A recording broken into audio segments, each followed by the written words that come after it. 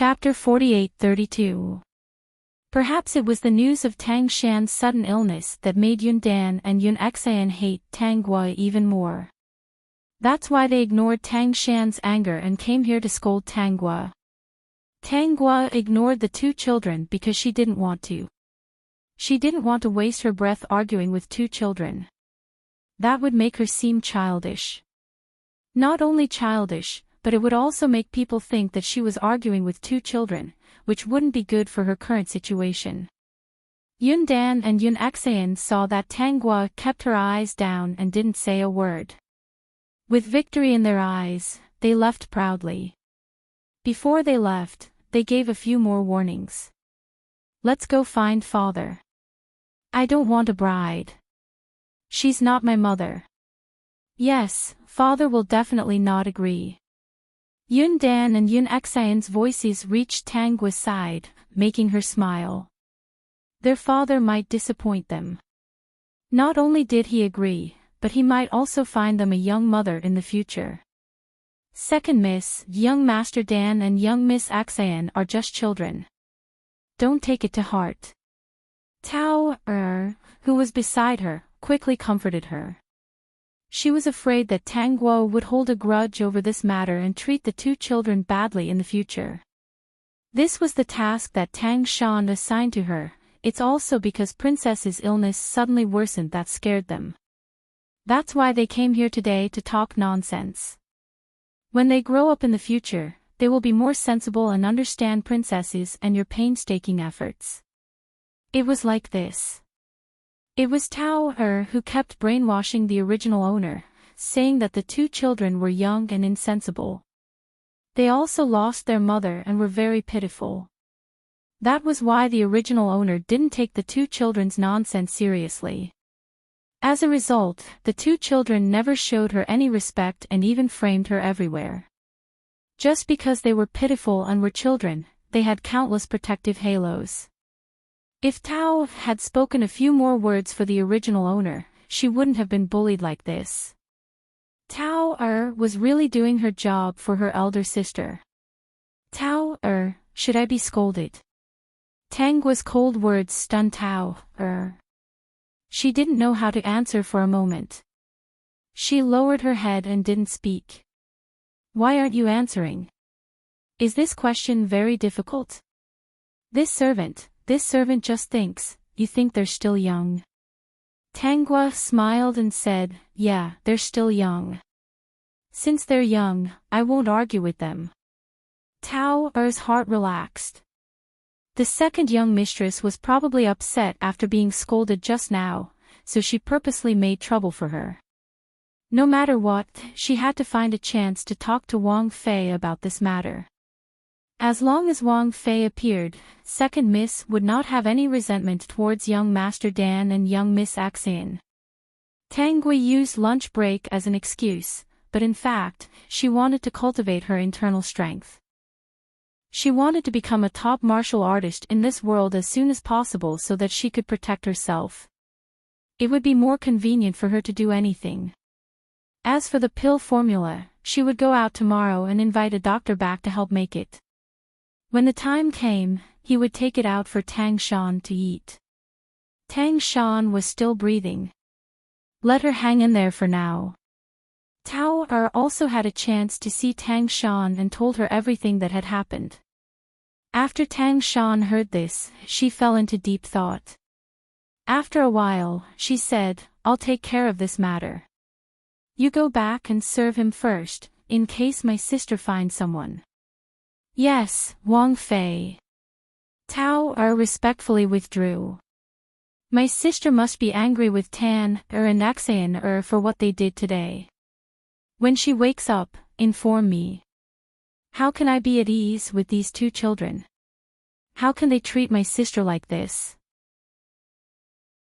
Chapter 48-33. Tang Shan's personal maid, Mei Yu, comforted her. Princess, young master and young miss are just afraid of losing you. Children are not sensible. They only know that it is a terrible thing to lose their mother. They have a good relationship with Princess, so when they suddenly hear that someone else wants to be their mother, they will naturally reject it. Speaking of which, they care about you too much. They are not fooling around. How can I not know? They have been treating my sister like this. I am afraid that my sister will be resentful and estranged with them in the future. Mayu whispered, second young miss will be good to young master and young miss, after all.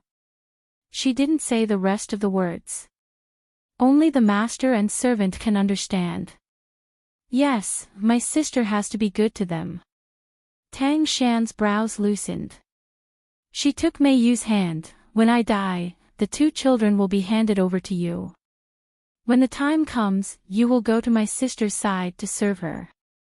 This way, I will be really relieved. Mayu's eyes suddenly turned red. Yes, princess. Don't cry. Sooner or later, there will be such a day. You must take good care of them. Only you are the one I am most relieved. Mayu will not disappoint princess. In the future, I will take good care of young master and young miss. Tang Shan lowered her voice. If my sister doesn't treat them well in the future, let her be sick. No matter what, Tan and Axian are the priority. They can't be let suffer.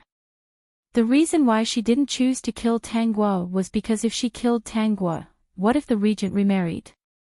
If she was sick and couldn't do anything, she could at least occupy a position. Mei Yu and Tao were her backup plan. As long as Tanguo didn't do as she wanted, she would definitely suffer. So what if she was her biological sister?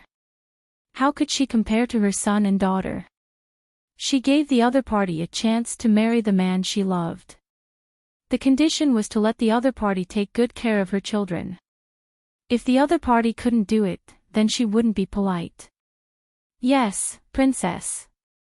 When Tanguo woke up from her afternoon nap, Tao informed her that Tang Shan wanted to see her.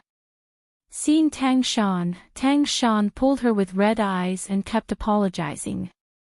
If the system hadn't told her about Tang Shan and Mei Yu's conversation, she wouldn't have thought that Tang Shan's heart was so vicious. In the end, the original owner was wrong. Her older sister didn't think about whether she was good or not. It's big sister's fault for not disciplining them properly, which is why these two children acted so recklessly.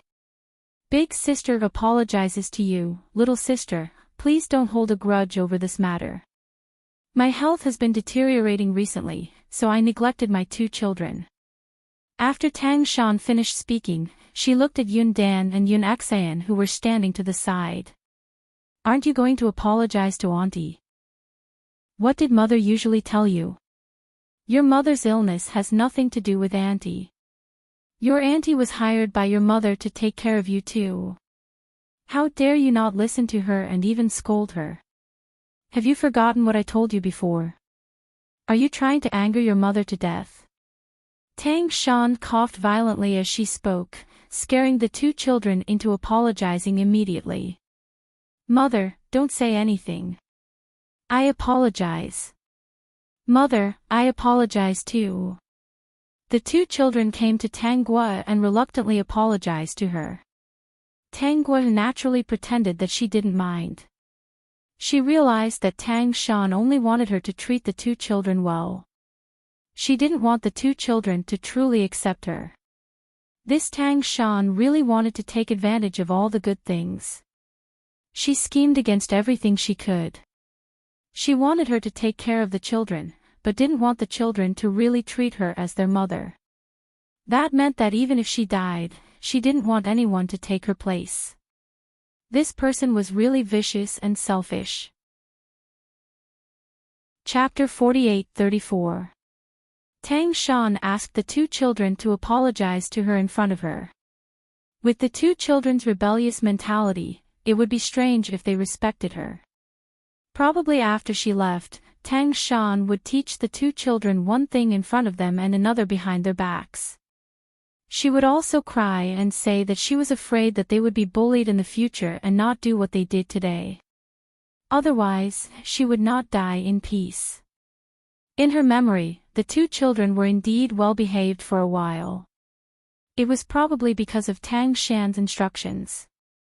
After Tang Shan passed away, a year later, the original owner married into the regent's residence. The two children found that the original owner could not bully them at all. They had their father to protect them. So, they revealed their true colors and began to make things difficult for the original owner, going against her everywhere. Because they were children, the original owner did not care about them. But the two children did not get what they wanted. They went around to ruin her reputation, saying that she was bad, vicious, and not good to them. They provoked the relationship between the original owner and the regent.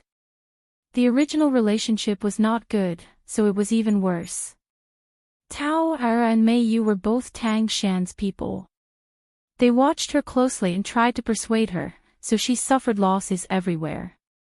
When the two children bullied her, they pretended not to see and comforted her. They were too young and had just lost their mother. They were upset and asked her to understand. These two cheaters cheated the original owner miserably. They also cooperated with the two children from the inside and finally caused the original owner's tragedy. Sister, it's good that you don't care. These two children, I will teach them a lesson.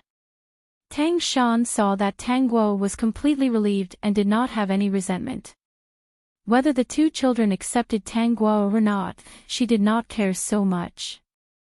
As long as Tang Guo was good to the two children, it was fine. When Tang Guo left, she really did what Tang Guo thought. She cried and said to the two children that she was worried that they would be bullied. Even if they did not want to recognize their aunt as their mother, they should respect her on the surface and not make her worry. The two children really did not want to see Tang Shan sad, so they agreed. After going down, Yun Dan and Yun Xin secretly discussed. On the surface, as their mother said, they would not see that person or scold her, so as not to make their mother angry. They would take good care of their mother and did not want to change a new mother for the rest of their life. Tang Guo's days were much more peaceful. Except for seeing Tang Shan once a day, she spent the rest of the time in the boudoir practicing internal strength. Sometimes she would sit by the window and look like she was dozing, but in fact, she was practicing internal strength. One day, she went out of the house. She came back half a day later with a doctor, who said that he would help her study the prescription. She didn't know if it was of any use. She did not know if it would be useful, so she asked the doctor to come back to try it. Tang Guo was thinking for Tang Shan. Even if the regent didn't believe that there was anything strange about this prescription, he still agreed to let the doctor stay. Soon, of Tang Shan. With the of Shans of Tang, Tang Shans came of Tang. It wasn't until a month later that she felt that the pills made by the doctor were only half as effective. Of Tang Tang of Tang. Of them did not have of Tang. Under her relentless urging, the old doctor finally made the pill that Tang Guo wanted after 4 months of hard work. Eating one pill could prolong one's life temporarily, which was the end of the prescription. Actually, the doctor did not feel that the pill had any effect. Everything was done according to the prescription. Tang Guo was not satisfied, so he continued. Until now, he didn't dare to give it to Tang Shan to eat. Chapter 48-35. Tang Guo put away the pills. I don't know if this pill will work, so I don't dare to give it to sister to try. If something happens, it won't be good. Under Tang Guo's hesitation, Tang Shan's situation became worse and worse. The regent went out for a while every day and came back quickly. The two children stayed by Tang Shan's side the whole time. Even Tang Guo went 3 times a day, afraid that something bad would happen to Tang Shan. Until now, Tang Shan couldn't get out of bed. The maidservants beside her cried together, and the two children also sobbed silently. The regent Yun Bingjun stood at the side, his eyes red and filled with anger.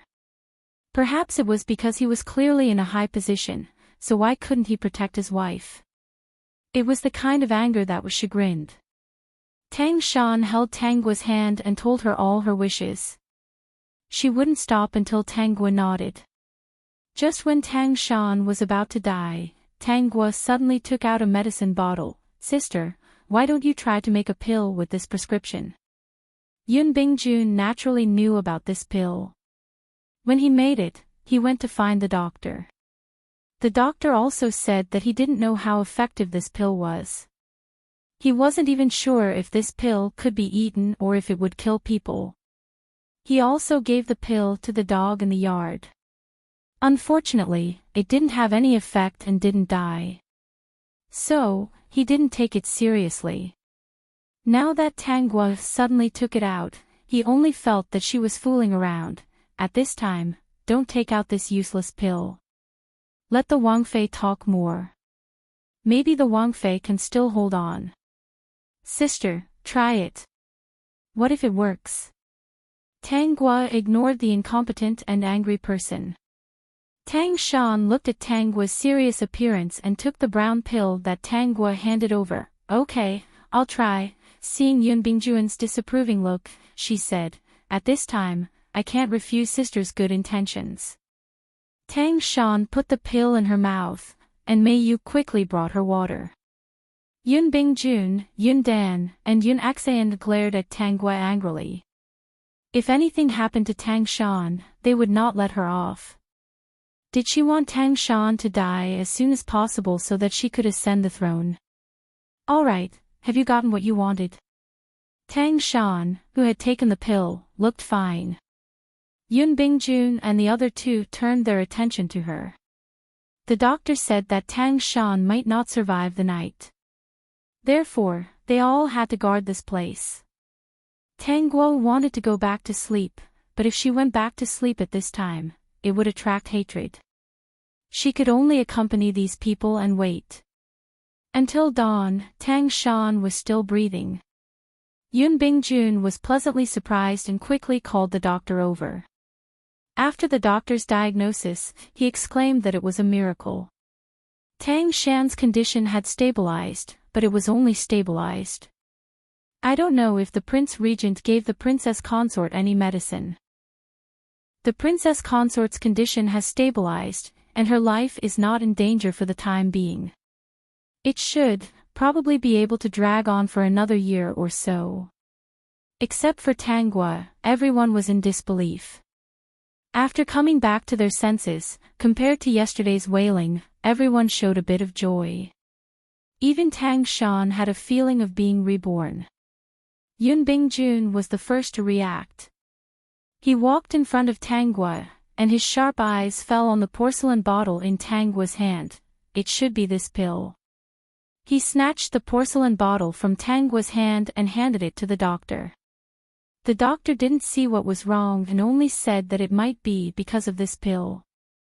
He let Yun Bingjun keep it and wait for Tang Shan to take another pill when she was seriously ill. That would prove the effect of the pill. Chapter 48-36.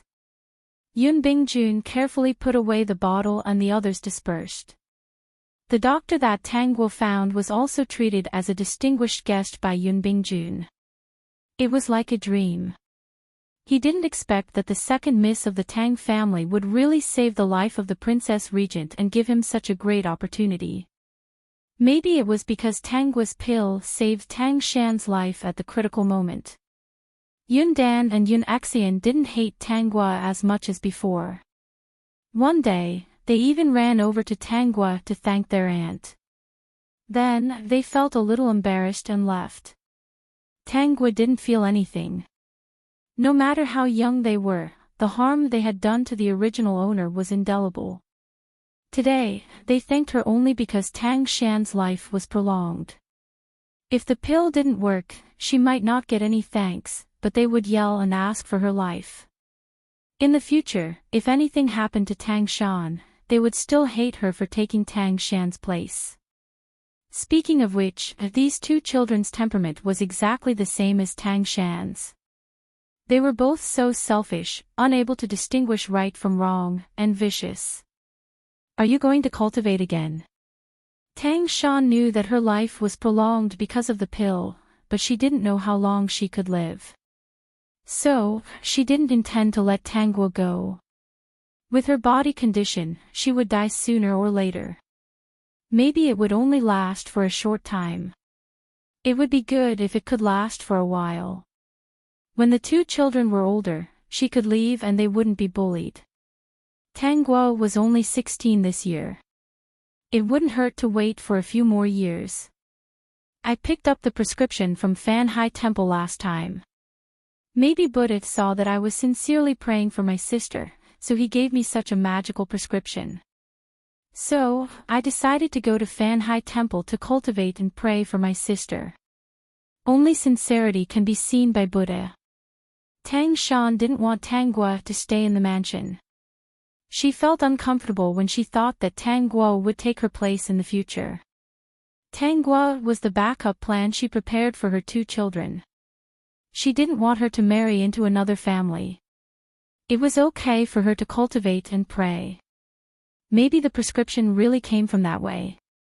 How long will you be there? Tangguo, 3 years. So long. Tang Shan was surprised. Isn't it too long? She didn't know if she could live for 3 years. But if she couldn't, Tangguo would definitely come back. Thinking of this, she felt that it was good. Everyone knew that Tangguo was going to pray for her, so they wouldn't have any ideas about her. Sister, I've made up. Don't try to persuade me. On the surface, Tang Shan tried persuading her. The next day, Tangguo went to the Fan Hai Temple and donated a large sum of money. Anyway, the regent's mansion had plenty of money, so there was no need to save. The abbot also knew about the regent's consort situation. He said, Amitabha, and Buddha is merciful, to her many times. Did he really think that the prescription was bestowed by Buddha? For a reason. Tao was her personal maidservant and should listen to her. Why did she suddenly listen to Tang Shan? It was because Tang Shan had something that could be used against the other party, and that was the guard she had left behind. The original owner often took Tao to the regent's mansion to visit Tang Shan. Tao and the guard Ma he had a lot of contact. They secretly had feelings for each other and finally couldn't help but eat the forbidden fruit. The regent's mansion was Tang Shan's place. How could she not know about this? Chapter 48-37. Tangguo left Tao and Mahi in Fan Hai Temple because she wanted to get rid of Tao Behind the quiet temple, Tao and Mahi spent every day together. Tangguo created many opportunities for them. She believed that the two of them would have some ideas. A few days ago, Tao and Mahi still looked proper. Later, they found that Tangguo took the scriptures to the forest every day and only left a pot of tea at hand. She didn't like to be accompanied and sent them away casually. The two of them saw that there were few people behind the temple. Because of Tangguo's identity, the people in the temple avoided this place. Very few people came here. So they began to wink at each other, and the two of them were very ambiguous. Finally, one night, they sneaked out to meet each other. Tao and Mahi had already done something improper, and it was still going on. This was the best time to catch them, so the system asked anxiously. Tangguo shook her head. It's late, what's the point of catching them? There's no audience, so it's meaningless to catch them. If I see them, they may fight back. I'm not afraid, but I can't bring them back to the regent's residence to deal with them. When I punish Tao, how will she plead for Tang Shan? There's no way I can continue with this scene. Are you praising me? Little Tongzi, you're really arrogant recently. Tangguo turned over and continued to sleep. At the same time, the internal energy in her body was running and it never stopped. At this time, Tangguo's internal energy had been cultivated to the top level with the help of the pills. In this world, there should be few people who could be her opponent. But this was not a world of fighting and killing. Martial arts were only used for self-protection. Revenge still needed to be done in other ways to make those people suffer more. Tanggua closed her eyes. The system saw that she really wanted to sleep, so it stopped playing and helped to keep watch. Not long after, Tao, and Ma-He, who had finished, were still lovey-dovey. Tao leaned on Ma-He's body. Thinking of her boldness tonight, she was still a little worried. Am I being too bold? What should I do if someone finds out about this? Ma-He said, what are you worried about? This was not the regent's residence. Who would plant spies everywhere? This was the Fan High Temple. The second miss had an extraordinary status and was a female guest. The monks would not come to the mountain behind the temple for no reason, as they were afraid of offending the second Mississippi. Aren't you the one who usually gets the food? Don't worry, it's very safe here. No one will find out. It's much better than the regent's residence. Hearing Ma-He's analysis, Tao felt relieved. You're right. Wasn't it because of what happened last time that made me scared? If we're discovered again, we're really done for. At that time, we promised the princess consort that we would never do it again. Fortunately, Wang Fei is merciful. Otherwise, I would have been sold and you would have lost your job in the Wang Fu. Ma-He pinched Tao's chin and kissed her. Tao, you really are a silly girl. Wang Fei is not being merciful. She just wants to use this opportunity to control the two of us. If she was so benevolent, why didn't she find an excuse to let us be together? If she really helps us, then our weakness will naturally disappear, and she won't be able to use it to make us do things for her. In the original plot, the original owner had always been in the palace and almost never went out. Chapter 48-38. Because of Tang Shan's warning, Tao and Ma-He no longer had an affair. Naturally, there was no such thing. Ma-He's words made Tao stunned. She wanted to refute, but she couldn't. It seemed to make sense. Then what should we do? Ma-He said carelessly, the princess consort is powerful and has the regent's favor. We have no other way. We can only obediently listen to her. We can do this outside. For example, there is no one else around us, and the second miss won't find out. In the prince's mansion, we will do what we did before. It's a small matter if the princess consort finds out. If others see it, it will be a disaster. Tao was so scared that her heart was beating wildly. At this time, Ma-He explained everything. She was uneasy. Don't worry. Anyway, we have reached this step. I think the princess consort won't live for long. Even if there is a pill to prolong her life, she can only live for 3 to 5 years. After 3 to 5 years, the princess consort will die of illness. Then, the evidence that she has on us will be buried in the ground. Ma-He said reasonably, then the second miss will be the new princess consort. You are the second miss's personal maid. When the time comes, you can go to the second miss and ask her to help us. Both of us work for the prince's mansion. Even if we help, we will not leave her side. At that time, she will be short of people. She should be willing. You are right. Let's do it. Tao was completely relieved. Then should I think more about the second miss now? Ma-He shook his head. You are stupid. As long as you look good on the surface, this second miss is silly. She doesn't know how to scheme. She is pure and kind. She is also very benevolent. What is there to be afraid of? Even if you neglect her, she will be soft-hearted if you cry twice. After all, you have been serving her since you were young. Do you think she has this kind of personality? Yes, the second miss is indeed soft-hearted. She has never been willing to punish the servants. That's terrible. So, you should listen to the princess consort's instructions. Our princess consort, don't look at her gentle appearance. In fact, she is ruthless. Don't let her see any clues. At that time, you will be the one to suffer. Pleasing second miss was something that happened after princess consort passed away. Tao laughed, I understand. I also think that second miss is a little silly.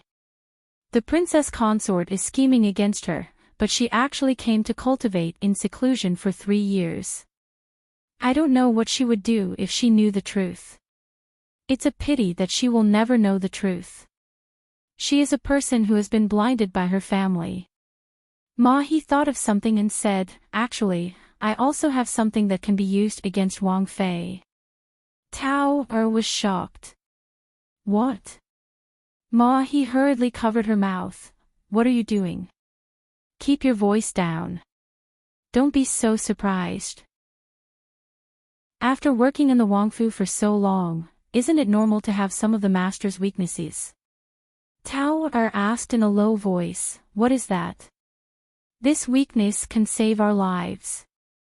If the princess consort wants to kill us in the future, we will tell her this weakness. Then she won't dare to kill us.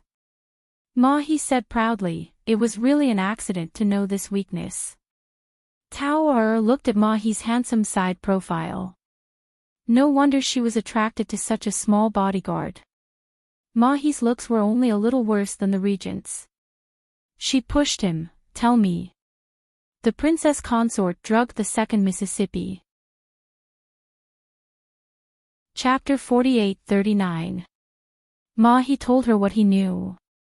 This time, Tao was so shocked that she didn't know what to say. Mahi's voice continued, second miss won't have her own child in the future. Really? Tao was shocked and felt cold all over. How cruel was this?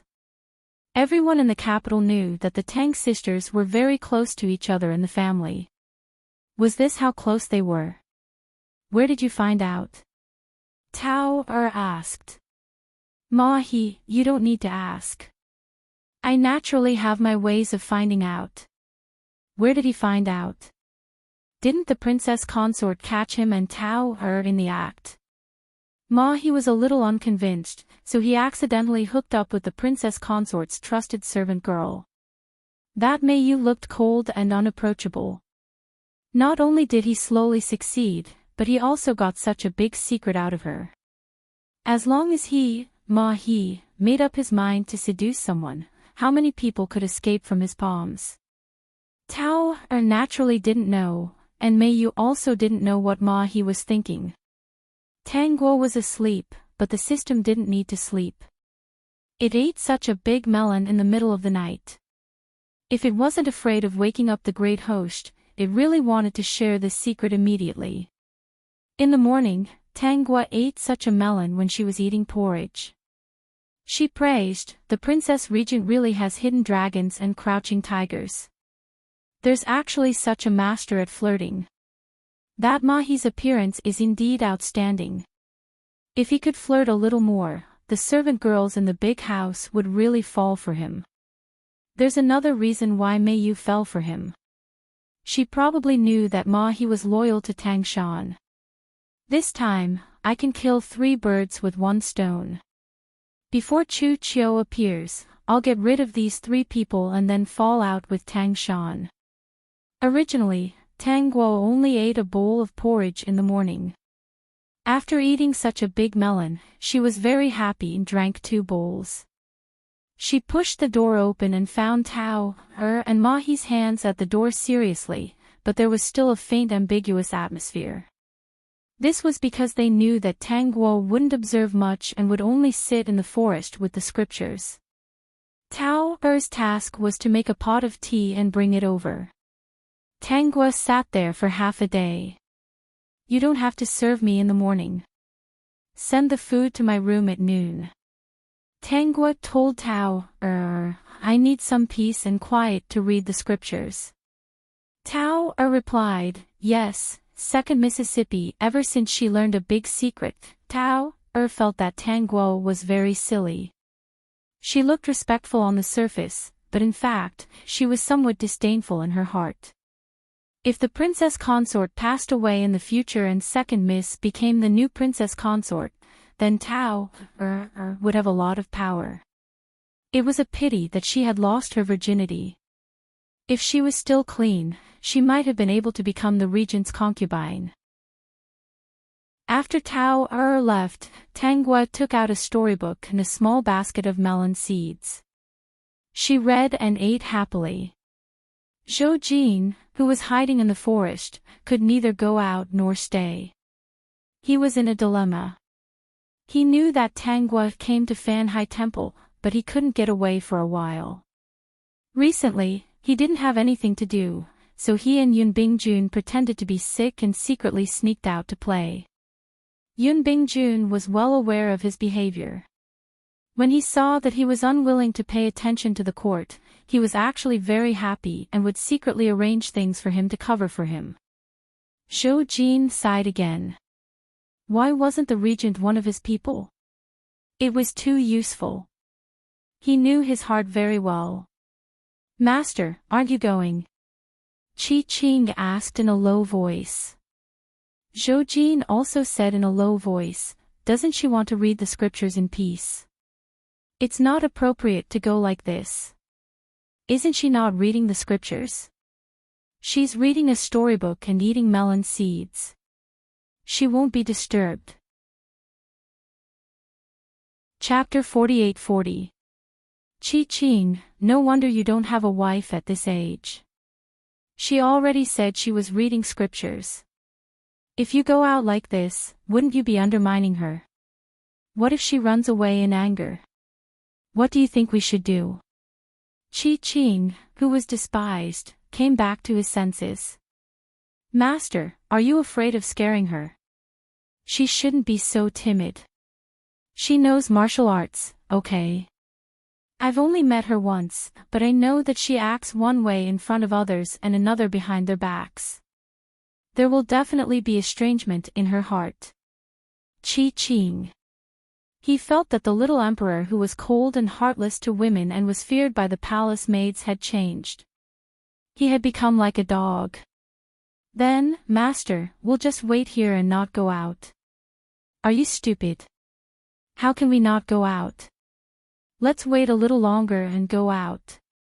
We'll pretend that the moment we appeared, we found her reading a storybook and eating melon seeds.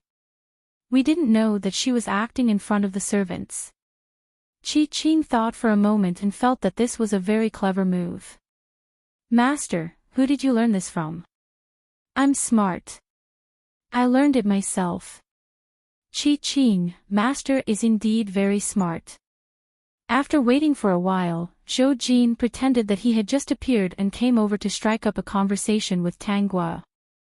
This time, he brought Qi Qing out and even introduced him to Tangua.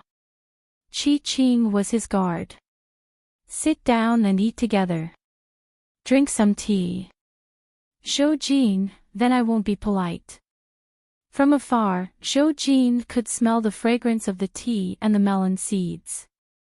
These melon seeds seemed like something he had never eaten before. It wasn't the kind that she usually stir-fried. Miss Tang, why are you here? I'm cultivating here, Tangua replied. She already knew that the two of them were whispering just now. Of course, Zhou Jin knew about this. He was just looking for a topic to talk about. So it's like this. His eyes couldn't help but glance at the storybook in Tangua's hand. Before he could speak, Tangua took out a book and handed it to him. Do you want to read it? Of course. Qi Qing silently retreated, and then retreated, until he was completely covered by the forest. Then, he focused his attention on the other side, afraid that Zhou Jin would be in danger. At this moment, he realized something. Didn't he feel that Tangua was a woman with martial arts? Now he couldn't feel anything. This thought gave Qi Qing a shock. What was going on? Seeing that Zhou Jin and Tangua were chatting happily, he did not dare to disturb them, so he could only stand there anxiously. He could not sense that second Miss Tang had any martial arts. Why was that? There were two possibilities. First, second Miss Tang really didn't have any martial arts.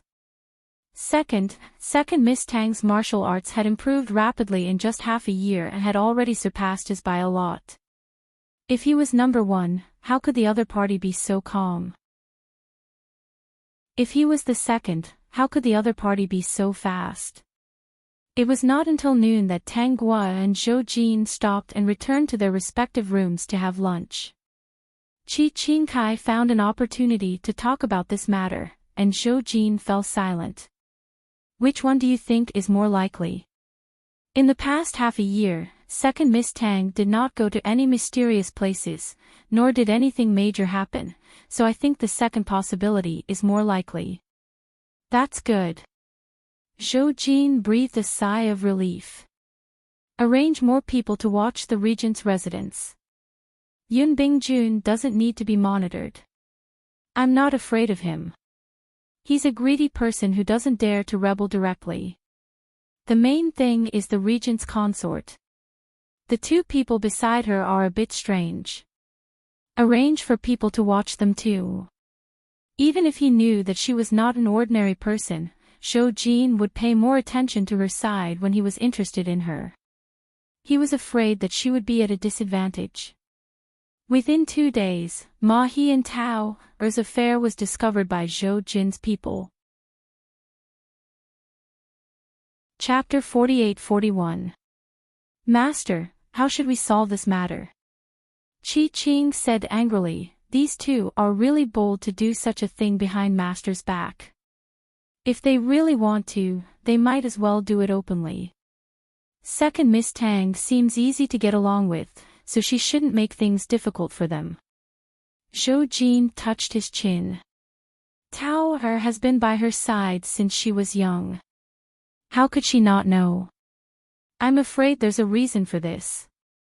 Ask someone to observe them again and see if they have any secrets. Zhou Jin's actions had been monitored by the system. Tang Guo didn't stop him. Since Zhou Jin was involved, it seemed more fun to expose this matter through Zhou Jin's hands. If Zhou Jin wanted to make a big deal out of it, he would definitely make trouble for her Prince Regent brother-in-law. At that time, it wouldn't look good. After a month, Zhou Jin found out why the two didn't do it openly, but instead had an affair. It turned out that Tang Shan had something on them, so they couldn't do it openly. Now they were all Tang Shan's people, which made Zhou Jin very angry. Now he was very conflicted. Did Tang Guo know about this matter? Whether she knew or not, it wasn't good to keep such a person by his side. Zhou Jin decided to test her. If she didn't know, he would remind her and see what she planned to do. If she knew, it meant that she already had plans. Young Master Jing, what do you want to say? Tang Guo put down the storybook. What do you want to say? Just say it. Zhou Jin waved his hand and called Qi Qing over. You say it. Say it clearly. Qi Qing told him everything he knew. Zhou Jin observed Tang Guo's expression. Seeing that she wasn't surprised at all, he understood. She knew about this matter, so why didn't she do anything? They're getting more and more unrestrained. Even young Master Jing knows. Tang Guo took a sip of tea. I noticed it before, but there were only the two of them. I was afraid of being bitten, so I didn't say anything. Zhou Jin and Qi Qing silently complained. Was that so? What do you mean by making a false countercharge? Do you think the two of them can beat you? Wasn't he beaten up? You must have some plan. Young Master Jing, you definitely can't keep such a person by your side. Previously, I was unable to deal with this matter alone, so I would like to ask for young Master Jing's help to deal with this matter as soon as possible so as to avoid unnecessary complications. Zhou Jin, what do you want to do, Miss Tang? Catch them on the spot, then bring them back to the Prince Regent's residence for punishment. I can deal with Tao, but Ma he is my brother-in-law's man. Of course, he should be punished by my brother-in-law. Tang Gui introduced herself, although everyone knew who she was. Zhou Jin pretended to be surprised and then agreed. Zhou Jin nodded. Don't worry, Miss Tang. I will definitely handle this matter well. Thank you, young Master Jing. Zhou Jin, actually, I don't believe Jing. Tang Gui smiled. Actually, I know. Zhou Jin, Qi Qing, system, ha ha ha ha ha, this system is dying of laughter. Zhou Jin and Qi Qing looked at each other in dismay. The other party also knew about their background. Do you know who I am? Zhou Jin asked seriously. Qi Qing was full of vigilance. Tang Gui, young Master Zhou is the same as me. We are both people trapped in cages, surrounded by man-eating tigers. She really did know. They were both people trapped in cages, surrounded by man-eating tigers. What an apt description. That's right, he was surrounded by man-eating tigers. Wasn't it the same for her? Don't worry, this matter will be settled in a few days. Zhou Jin suddenly lowered his voice. Do you want to leave these man-eating tigers? Chapter 48-42. What do you mean, young Master Zhou? System, Zhou Jin's heart suddenly sped up when he was asked this question. If you want to leave those man-eating tigers, I can help you. How do you want to help me? Tang Gui asked. Zhou Jin was stumped. How could he help? Of course, it was to bring her back to the palace from the regent's residence. How else could he help? Young Master Zhou is currently in prison. How can you help me? Tang Gui asked a key question. With your identity, you are besieged by ferocious beasts. How can you get out of it to help me? Zhou Jin wanted to say loudly that he was not simple. But he was still growing. It was really not good to act rashly. At present, the regent and the other officials were on opposite sides and restrained each other. If he suddenly appeared, he would be attacked from both sides. At that time, he only had one way, and that was to cooperate with one of them. His current situation was a bit like cooperating with the regent. When the time came, he could only choose to have the officials support him. The officials must have conditions to support him. First, they would stuff people into his harem. That would not do. If I get out, I will definitely help you. Zhou Jin said, maybe second Miss Tang doesn't believe me. In his current situation, it was normal for others to believe him. There was nothing to say. Zhou Jin was still a little sad. He could only do these things step by step. He could not destroy his previous deployment because of a moment of impulse. Of course, I believe that young Master Zhou is extraordinary. In the future, you will definitely achieve what you want. Zhou Jin was stunned. He was a little happy. With your words, I will definitely succeed. Zhou Jin then told Tang Gui about his deployment. When Tao and Ma he were having an affair, he would pretend to have insomnia and go for a walk at night. He would accidentally bump into such a scene and then catch them. If they could talk about some secrets of the regent's residence, that would be even better. Since the first time, Tao and Ma he had become bolder and bolder. At first, they secretly met once every 10 days. Now, they might meet once every 2 or 3 days. For the first 2 days, there was no movement from the two of them. On the third night, the person monitoring the two of them told Zhou Jin that the two of them had gone to the same place again. At that time, Zhou Jin woke up and took the two of them for a walk. While Ma He and Tao were busy, they were still ridiculing Tang Gui, the second miss of the Tang family, for being so silly. Zhou Jin caught them in the act. Qi Qing looked at the two naked people and shouted, Who is it that dares to do such a shameful thing in the Buddhist sanctuary? Ma-he and Tao trembled in fear. Ma-he rolled up the clothes on the ground and wanted to abandon Tao and leave. He didn't expect that Tao was also afraid and hugged him tightly. For a moment, the two of them couldn't get away. Chi-Ching sealed their acupoints. After capturing them, Zhou Jin asked Chi-Ching to interrogate the two of them while he brought his men to look for Tanggua. Go inform the abbot of this place. Zhou Jin was a little puzzled by Tanggua's decision. In order to deal with these two people, it's not worth ruining your reputation. According to his plan, he would catch the two of them and secretly bring them back to the regent's residence at dawn. At that time, he would deal with them secretly. Even if the people of the regent's residence knew about it, they would not spread it. That way, it would not ruin Tanggua's reputation. If Tanggua alerted the temple, everyone would know that second Miss Tang's maidservant was unruly and had an affair. How could second Miss Tang get married in the future? Chapter 48-43. Bah. How could he have such a gloating thought? He felt that this was not bad. If others did not marry, he would marry.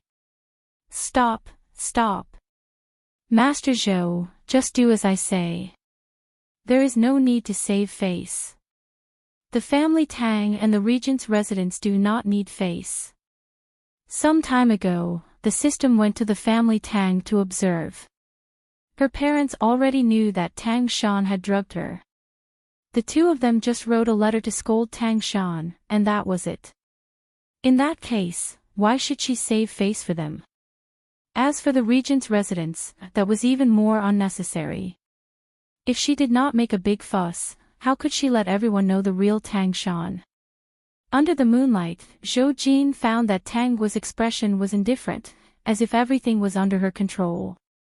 He had a premonition that even if he didn't appear, Hao and Ma he would still make the same choice. What was the reason that made her so determined? Was there a secret that no one knew? Second Miss Tang, have you really decided? Zhou Jin asked again. If you do this, you will have no way out. In the future, the people in the capital will talk about you. I have already decided. Zhou Jin, well, I will arrange for someone to do it.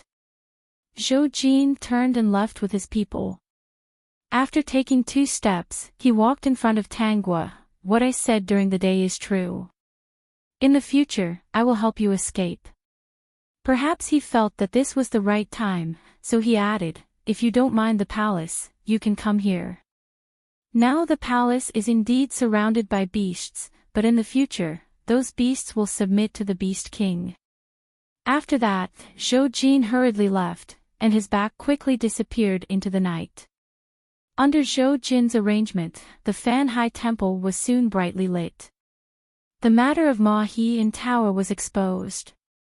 The abbot had no choice but to bite the bullet and come to find Tanggua.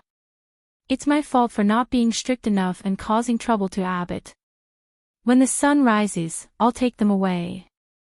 I'll have to disturb abbot here for the night. Tanggua bowed and said, later, I'll add more incense money to the abbot's coffin. I hope this can lessen my crime. The abbot also bowed back. How can I blame you, benefactor?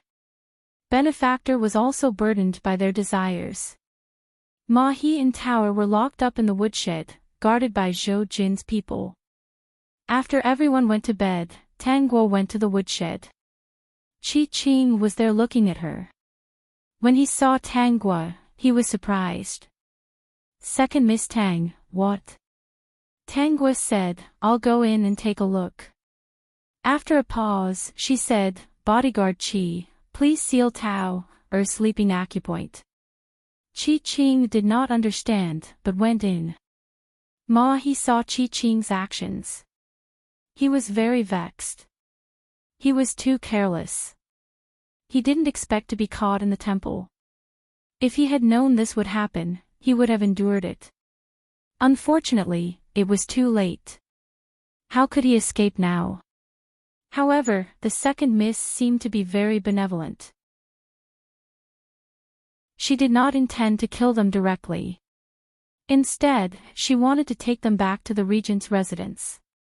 As long as he returned to the regent's residence and saw the princess consort, he should be able to keep his life. Just as he was thinking, he felt another person coming in.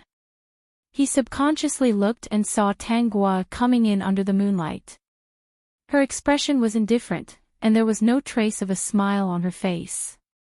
The innocent face he saw during the day had disappeared. Instead, it was somewhat unapproachable, as if she was a fairy from the heavenly palace. He suddenly woke up with a shudder. Second Mississippi. Chapter 48-44. Tang Guo closed the door and slowly walked in front of Ma He. According to the regent's temperament, when you go back tomorrow, you should die under the stick. Ma He shivered when he thought of the regent's means. Yes, his ending must be like this. If this happened in the regent's mansion, he would be dismissed at most, beaten 50 times, and expelled from the mansion. But he did it in the Buddhist Holy Land. What was worse was that the second miss was now praying for the princess consort's good fortune. He did this to disturb the second miss praying for the princess. It was reasonable that the regent would beat him to death to relieve the hatred in his heart. Second miss, help. Second miss, I know I was wrong. I don't want to die. He was a flexible person. He guessed that Tang Guo didn't want to see him die, so she came in the middle of the night to talk about this. The second miss had always been kind-hearted and benevolent. She certainly didn't want to see the bloody side. If you want to keep your life, it's not impossible, but you have to do as I say. He quickly kowtowed. As long as I can keep my life, no matter what the second miss wants me to do, I can do it. Well, when you go back to the regent's mansion tomorrow, if the regent wants to kill you, you can shout for the princess to help. When He heard this, he was a little stunned. Shout for the princess to help. This was the second miss's idea. Right, the princess was favored by the regent. It seemed that it didn't matter if she asked for help like this. Even if you shout for help, the princess will not save you. He agreed with this. He did this in the Buddhist sanctuary, which was equivalent to stopping the second miss from praying for the princess. The princess must want to live. His actions were more or less blocking the princess's path. The princess could not wait for him to die. He's face was pale, then. Second miss, what should I do? Don't be afraid. If the princess doesn't want to, you can tell her that she blackmailed you to have an affair with Tao, and let Tao, do the dirty work around me. If Her Highness gets angry out of humiliation and says that you are spouting nonsense or even fainting, you will immediately say that Her Highness drugged me so that I can't get pregnant. He froze on the spot and stared at Tang Guo as if he was looking at a ghost. His upper and lower lips trembled and he couldn't close them. His whole body went limp on the ground. He had always felt that the second miss was lively and kind. She didn't know anything and was easily deceived. Only now did he realize how terrifying the second miss was. It was too scary. What kind of person could pretend that nothing had happened after so many things had happened? Slowly planning all of this, trying to expose the truth and destroy the princess's reputation. Even if the princess consort was vicious and scheming, sometimes she would show it through her words and it would be easy for others to notice. Second miss, he couldn't tell it all. When did she know? What did she mean by scheming? It was too terrifying. If you want to live, this is the only way. Oh right, you also have to reveal the matter with Meiyu. Tang Guo added. Meiyu, that girl, could not be let off either. Tao and Meiyu had to die. As for Ma He, she had no enmity with him. So what if she spared his life? If she kept him, he might be useful in the future. With Mahi's tactful and smart degree, he would never dare to provoke her if he was not sure. The second miss even knew about the matter between him and Mei Yu.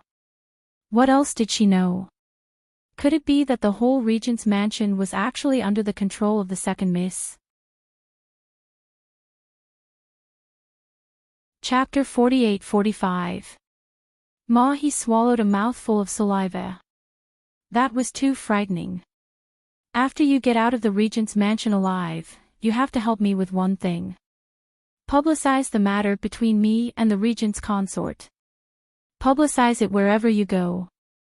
I want everyone in the world to know about it. In particular, how she schemed against me, how she drugged me, how she planted people around me, and how the family knew about it but did nothing. Anyway, as long as I suffer injustice in the regent's mansion, you go out and publicize it. Mahi was sweating. It was too cruel. This was undoubtedly to make the regent's consort unable to raise her head in the future. Mahi, have you thought about it? You are a smart person. As for me, I will keep my word.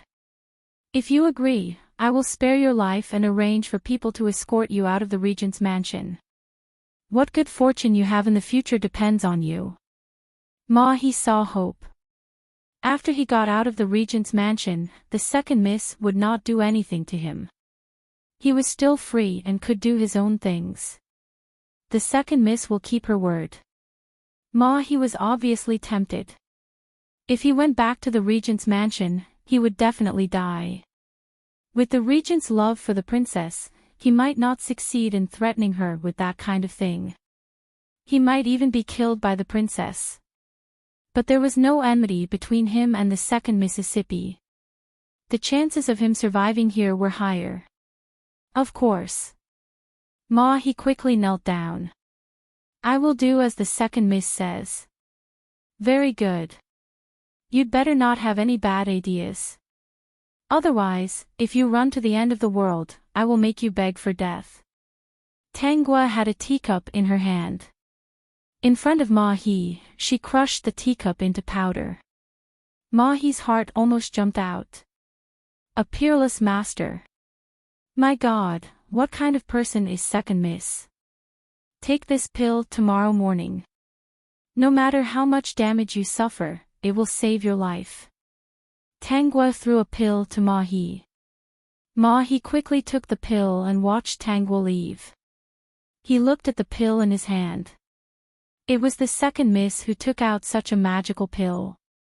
It was also the second miss who took out the prescription to save the princess's life. It wasn't strange that second miss knew that the princess consort had drugged second Mississippi. He believed that the second miss had a better prescription that could even cure the princess consort. However, Princess Consort had lost this opportunity ever since she started scheming against second Mississippi. Why did she ask Miss to extend Princess Consort's life? She probably didn't have good intentions. She just wanted to slowly torture Princess Consort. Mahi shivered and hid the pill well. There were times when he, Mahi, made a mistake. In the future, no matter who he offended, he could never offend second Mississippi. He thought about it and realized that other than when he was talking to Tao, and being a little disrespectful to second miss, he didn't do anything to hurt second miss or hurt her. Perhaps this was also the reason why the second miss spared his life. The next morning, Tanghua and Zhou Jin went down the mountain together. Before returning to the Prince Regent's mansion, the Prince Regent had received news that Zhou Jin and Tanghua had gone to the Prince Regent's mansion together. He knew that something must have happened and had been waiting in the mansion. Bingjun, is there a guest coming today? Tang Shan's body was still the same. She looked very weak, but she wouldn't lose her life for a while. She saw that Yun Bingjun had been waiting in the hall, so she didn't ask more questions. Yes, the emperor will come in a while. Yun Bingjun usually didn't hide anything from Tang Shan. Guo will also come with him. It seems that there's something. Chapter 48-46. The Emperor came back with Guo. Tang Shan was surprised. She was wondering how they knew each other. The Emperor came over like this. Was it because of Guo? If the Emperor took a fancy to Guo, then her arrangement would be useless. But she thought that the power of the world was controlled by Yun Bingjun. If they were not willing, the little Emperor could not do anything. Tang Shan settled down, but she was not willing to go back to rest. She had to wait for the two to come. Half a day later, Tang Guo and Zhou Jin returned to the regent's palace. Tao and Ma He were tied up and escorted in. Tang Shan saw this and her heart jumped. Especially when the two people's clothes were not neat. She had already guessed it in her heart. Could it be that the two people did that in the temple? Sure enough, Zhou Jin recuperated in the temple. At night, he couldn't sleep, so he went out for a walk. As a result, he accidentally saw Ma He in Tao's unbearable scene. Yun Bingjun was furious when he heard this. The veins on his forehead jumped. He wanted to rush up and beat the two people to death. Tang Guo was praying for Shan to extend her life. These two shameless things dared to do such a thing in the Buddhist Holy Land. If something happened to Shan this time, what should he do? Especially when this matter was known by the little Emperor and the people in the temple. He had lost a lot of face. Someone come, drag these two people out and beat them to death. Yun Bingjun did not ask Tang Guo. In his opinion, Tao deserved to die. He was the master here. There was no need to ask other people. Regent, please spare us. Ma He and Tao shouted. Unfortunately, Yun Bingjun could not hear them. Then the two people shouted at the same time, Princess, save this servant and this servant. Princess, save us. How could Tang Shan save these two people? They were the ones who asked for death. They actually did that in the Buddhist temple. Guo was there to pray for her. Now it was ruined by these two people. It would be good if she did not want their lives. Seeing that Tang Shan didn't speak, Tao felt hopeless. Suddenly, she thought of something and shouted, Wang Fei, you can't not save me. Wang Fei, if I die, who will help you look after second miss? Didn't you say? When Tang Shan heard this, she knew that Tao wanted to drag her down with her. Mei Yu reacted quickly and walked over to slap Tao's face. Not only did Tao's little face have a palm print on it, she was also knocked unconscious. You're spouting nonsense and doing such a despicable thing. You even dare to slander the princess consort. Mei Yu coldly snorted, why aren't you dragging him away and beating him to death? Two guards came up and pulled Tao away.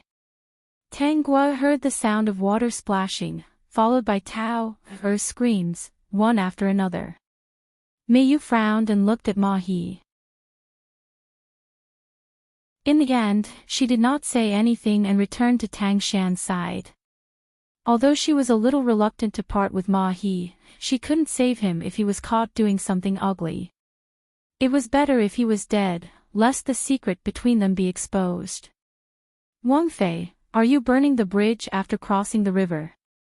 Ma He suddenly said loudly, it was you who ordered Tao to monitor Second Mississippi. You were worried that in the future, Second Miss would pray for young Master Dan and young Miss Xin. When Tang Shan heard this, she only felt that Ma He was not tactful. She was calm. What did these two know? She was not afraid at all. Without waiting for her to say more, Yun Bingjun was already angry. He waved his hand. Why aren't you dragging this disgraceful thing out and punishing her on the spot? Chapter 48-47. Ma He, who was being held back, shouted loudly, Wang Fei, you are burning the bridge after crossing the river. Your heart is so vicious. Poor second miss actually didn't know anything and was tricked by you, fooled in circles. Ha ha ha ha, it's a pity that the second miss still treats you as a sister. She sincerely went to the temple to pray for you. She cares so much about family. And you are selfish. For your 2 children, you actually ruined the second miss. Second miss, Ma-He, will go all out today. The princess has already given you a contraceptive drug to protect the status of her 2 children. She is afraid that you will bully them. Anyway, Ma-He, am a dying man. If you don't believe me, you can go to see me. Ma-He's voice was very loud. Almost everyone in the palace heard the noise. There were many people here. Without thinking, this matter will soon spread outside. When Yun Bingjun heard it, he couldn't help but be stunned. What is this dog slave talking about? How could Shan do such a thing? Tang Shan really didn't expect Ma-He to know this. Her hands and feet were cold. She didn't know how to react for a moment. She subconsciously looked at Tanghua, only to see Tanghua's expression was full of confusion. Second miss, your sister princess has no sisterly affection for you. Ma-He continued to shout. From the corner of his eyes, he saw Tanghua's confused and helpless appearance. His mood was complicated. The second miss was the most terrifying person. Look at this expression. Who would think that all of this was ordered by her? Tang Shan trembled with anger. Sister, don't listen to his nonsense. How could sister do such a thing? Dog slave, don't you want your tongue? You are about to die, but you still want to sow discord between our sisterly affection. Our sisterly affection is deep. Do you think you can shake it with just a few words? Ha ha ha, you told me this in bed. You didn't expect it, did you, princess? Your most trusted maidservant told me when she was particularly excited while doing it. Ma-He laughed. In fact, he was afraid. Mocking the princess was something he never thought of, even if he knew what kind of person she was. The regent's power was too terrifying. Not many people dared to do such a thing, especially in front of him. However, he had no other choice. Just now, he understood that as the second miss had said, even if he used his weakness to threaten the princess consort would let him go today. In a few days, he would still die miserably. Therefore, he could only take a gamble. Mei Yu was trembling all over. Her face was pale and her lips trembled. Don't talk nonsense. I have nothing to do with you. I've seen every part of your body. I know where you have birthmarks and moles. Then Ma-He told all of Mei Yu's secrets loudly in public. Whether you have them or not, you can ask an old maid to take a look at them. Mei Yu, you dare. When Mei Yu heard this, she went limp and fell to the ground. Tang Shan shouted in panic, calling for people to drag him out and beat him to death. Ma-He, who was being beaten, endured the pain and continued to reveal Tang Shan's secret. Tang Shan was so angry that she fainted. Yun Bingjun finally recovered from his shock. Beat him to death. Hit him hard. However, what was the use of beating him to death? It was unknown how many people had heard what Ma-He had said out loud just now. If anyone dares to spread the nonsense that this dog servant spouted just now, this prince will make you suffer the consequences. Chapter 48-48. After saying those harsh words, Yun Bingjun picked up Tang Shan, took a deep look at Mei Yu, and returned to the room. These harsh words would not be of any use, unless he killed all the onlookers in the prince's mansion. If he killed the servants in the mansion because of this, he, as the regent, would never be able to convince the public in the future. Tanghua gave Zhou Jin a look, and the two followed in. When the doctor said that Tang Shan's life was not in danger, Tanghua stopped the doctor. This doctor was the one she found. She handed over her wrist, and Mei Yu's face immediately changed. But at this time, she couldn't stop it, and she didn't even dare to say a word. The regent and the princess consort didn't punish her for the time being, but this didn't mean that they wouldn't pursue what Ma He said before. Don't make trouble here. Yun Bingjun was very unhappy to see Tang Guo like this. Ma He had been beaten to death, and he didn't want to cause more trouble. It was best to pretend that nothing had happened. Even if Shan really did that, he understood that Shan had no choice but to do this for the sake of the two children. In his heart, Shan and the two children were naturally much more important than Tang Guo, his wife's younger sister.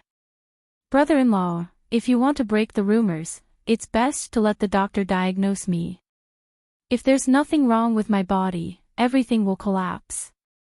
Tang Guo was very persistent. I also want to see if there's anything wrong with my body. If brother-in-law doesn't allow it, then I'll go out of the mansion. At this point, Yun Bingjun couldn't continue to stop her. In fact, at this time, he somewhat believed Ma He's words. But so what? Shan only did this because she had no choice.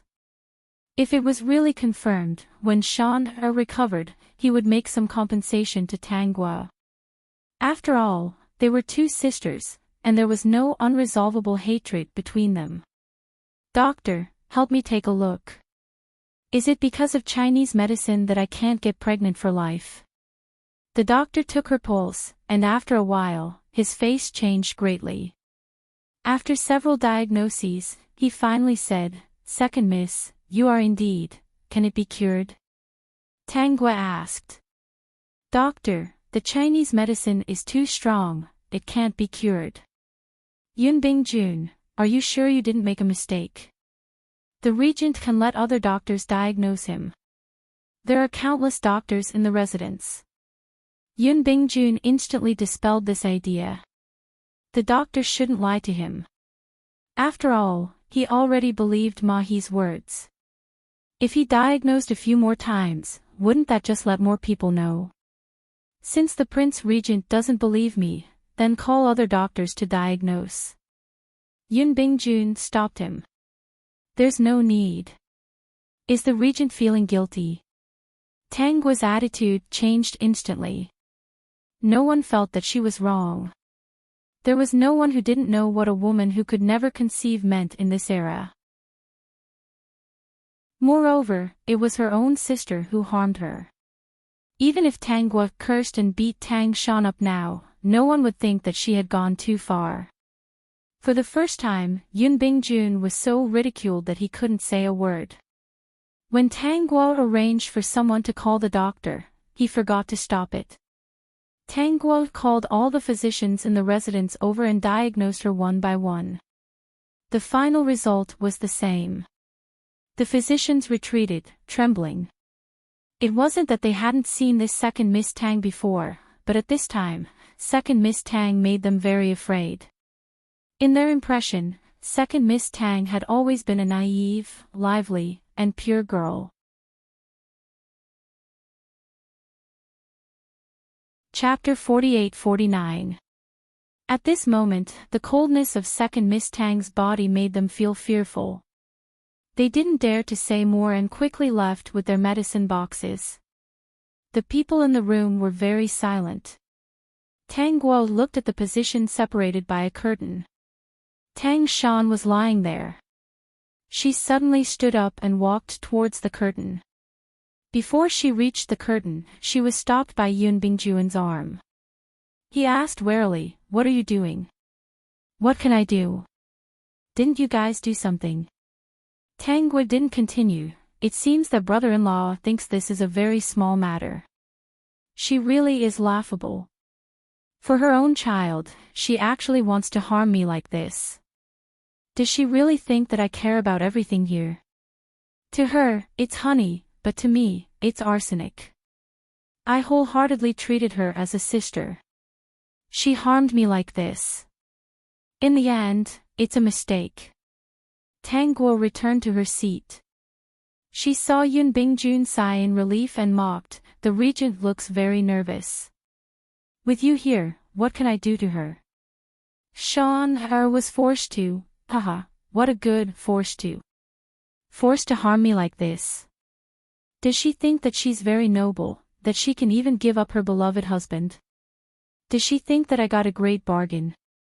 Does she think that I care? Facing Tanggua's mockery, Yun Bingjuan's lips moved, but he didn't refute. What do you want? I can compensate you. Yun Bingjun said, don't hurt Sean, She treats you as a sister, compensate me. You really want to compensate me? Tanggua's gaze fell on Yun Bingjun. What can you use to compensate me? I don't care about you. Other than silver, I don't like anything that has been used by others.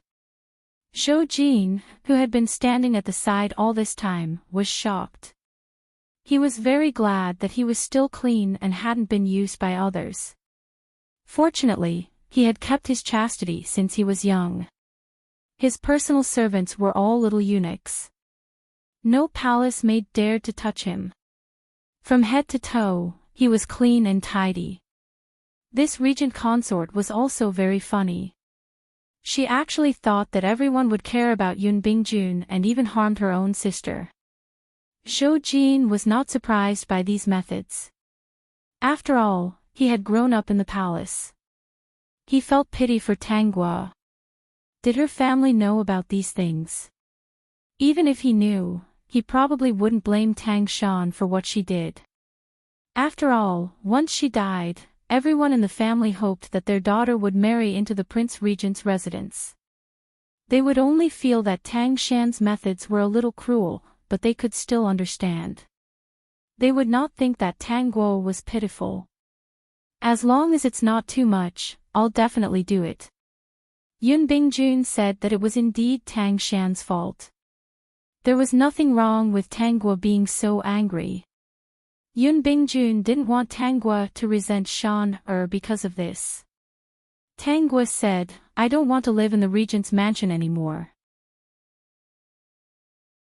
Even if something happens to her in the future, I won't fulfill my promise. She harmed me, and I know about it. You should also understand that I can't disregard the past and take care of your children. Even if Tanggua didn't say this, Yun Bingjun could understand. If something really happened to Shan and he married Tanggua, he was afraid that she wouldn't be able to resist harming his children. I'll send you back to the family Tang. I don't want to live in the family Tang either. If word of this gets out, I'll be despised if I live in the family Tang. I'll only be bullied. Yun Bingjun asked patiently, then where do you want to live? Give me a house. I want to live alone. Yun Bingjuan's heart relaxed. No problem. Chapter 4850. It's not over. Give me 1 million gold. Tanggua leaned back in her chair and casually said, 1 million gold is for me to use when I retire. If there are no accidents, I will be alone for the rest of my life. You can take out 1 million gold, but I will have to hire a lot of guards. It will cost a lot. Yun Bingjun was a little annoyed. She opened her mouth and asked for 1 million gold. Did she want to empty him? If he was really a simple regent, he really couldn't take it out. Didn't you want to give me compensation? This is the compensation I want. Otherwise, I will stay in the regent's residence. If I can't figure it out in the future and can't control myself, you can't blame me. Yun Bingjun was silent. After a while, he said, if I give you this, will you be able to bury the hatchet with Shan? Regent, it's not good to dream in broad daylight. This is just compensation. Didn't you want to give it? If I castrate you and give you these conditions, will you bury the hatchet with me? I didn't harm her because of our previous friendship. From the day she laid her hands on me, it was all gone. Tanggua's words made the men present close their legs. This was almost a subconscious action. At that moment, everyone was embarrassed. Tangua's analogy was very crude, but it was very appropriate. If someone really did such a thing to Yun Bingjun, how could he care about a mere compensation? He would definitely make the other party beg for death, and their 18 generations of ancestors would not be able to rest in peace. Okay, I'll give it. As soon as possible. I don't want to stay here for a moment longer. Tangguo looked at the curtain, the person inside. I don't want to see him again in this life. The cause and effect had been planted. There were not many things that belonged to her. 1 million gold was enough for her to do many things. With so much money, even Yun Bingjun would bleed a lot.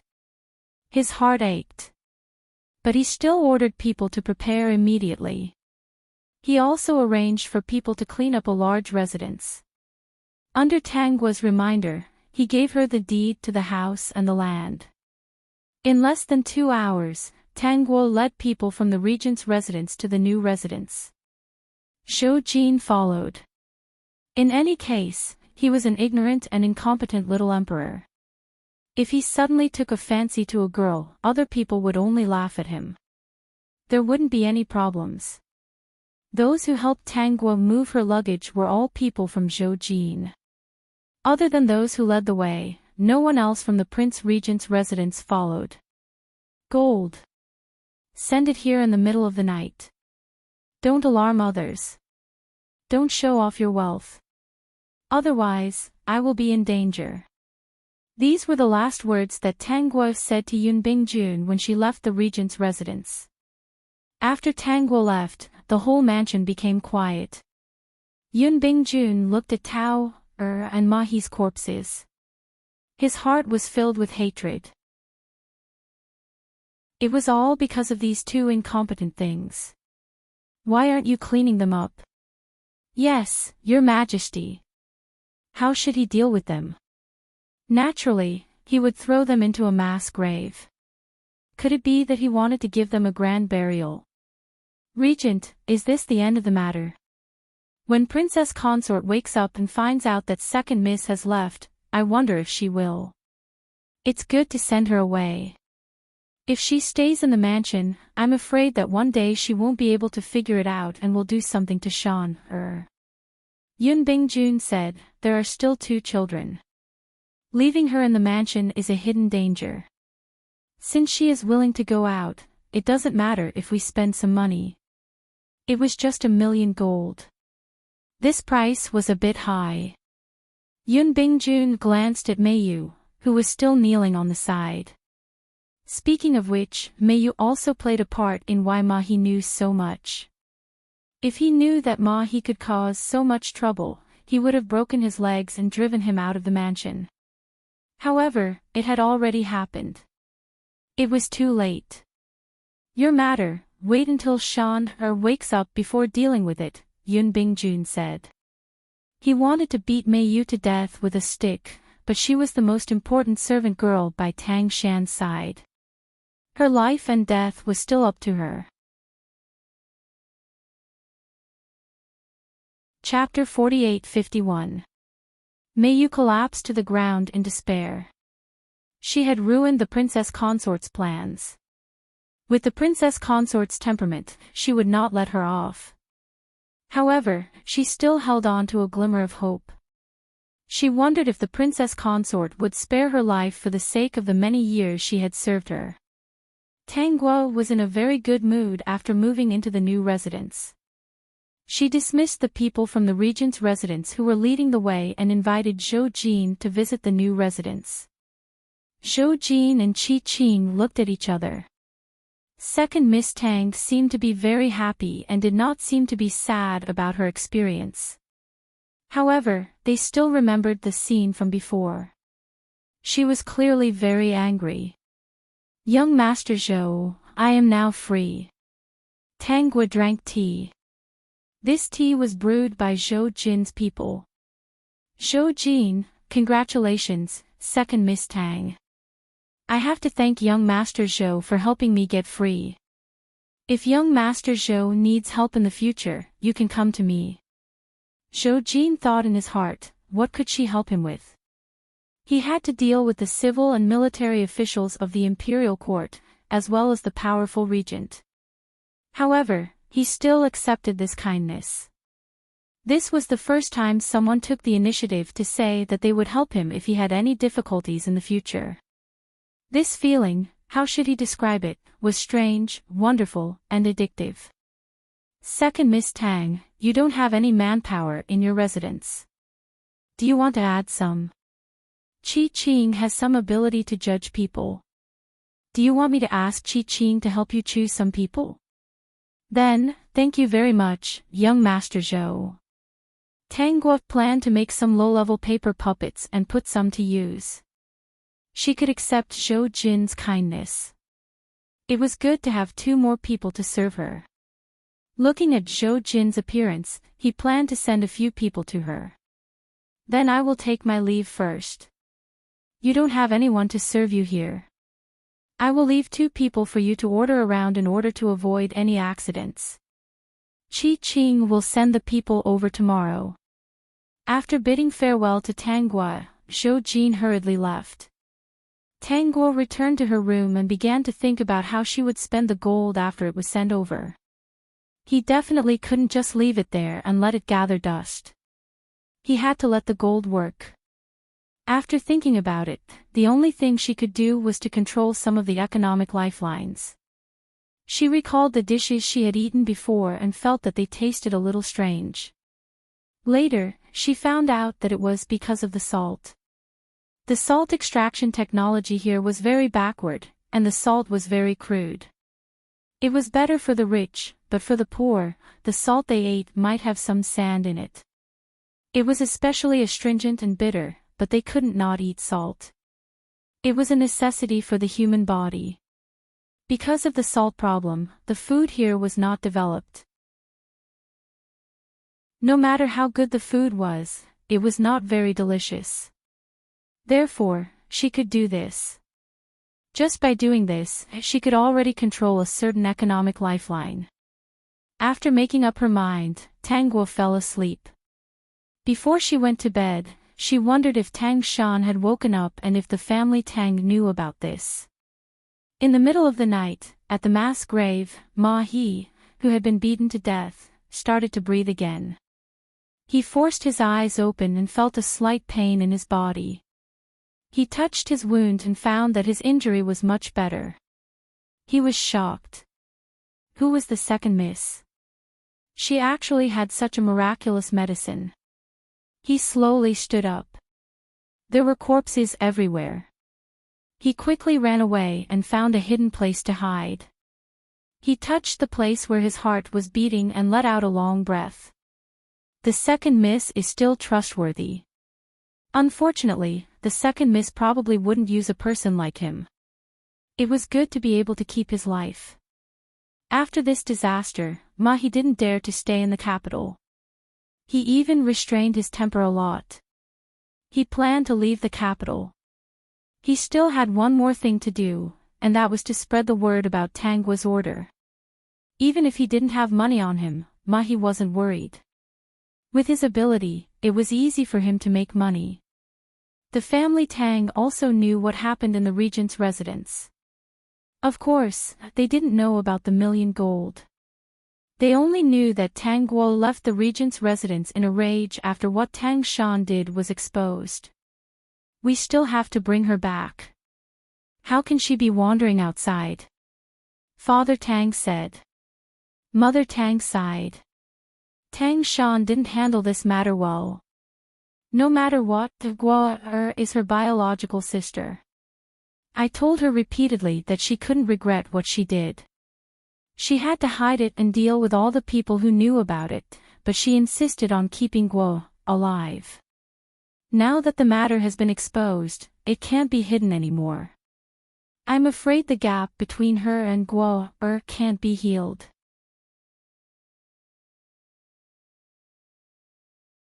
Chapter 48-52.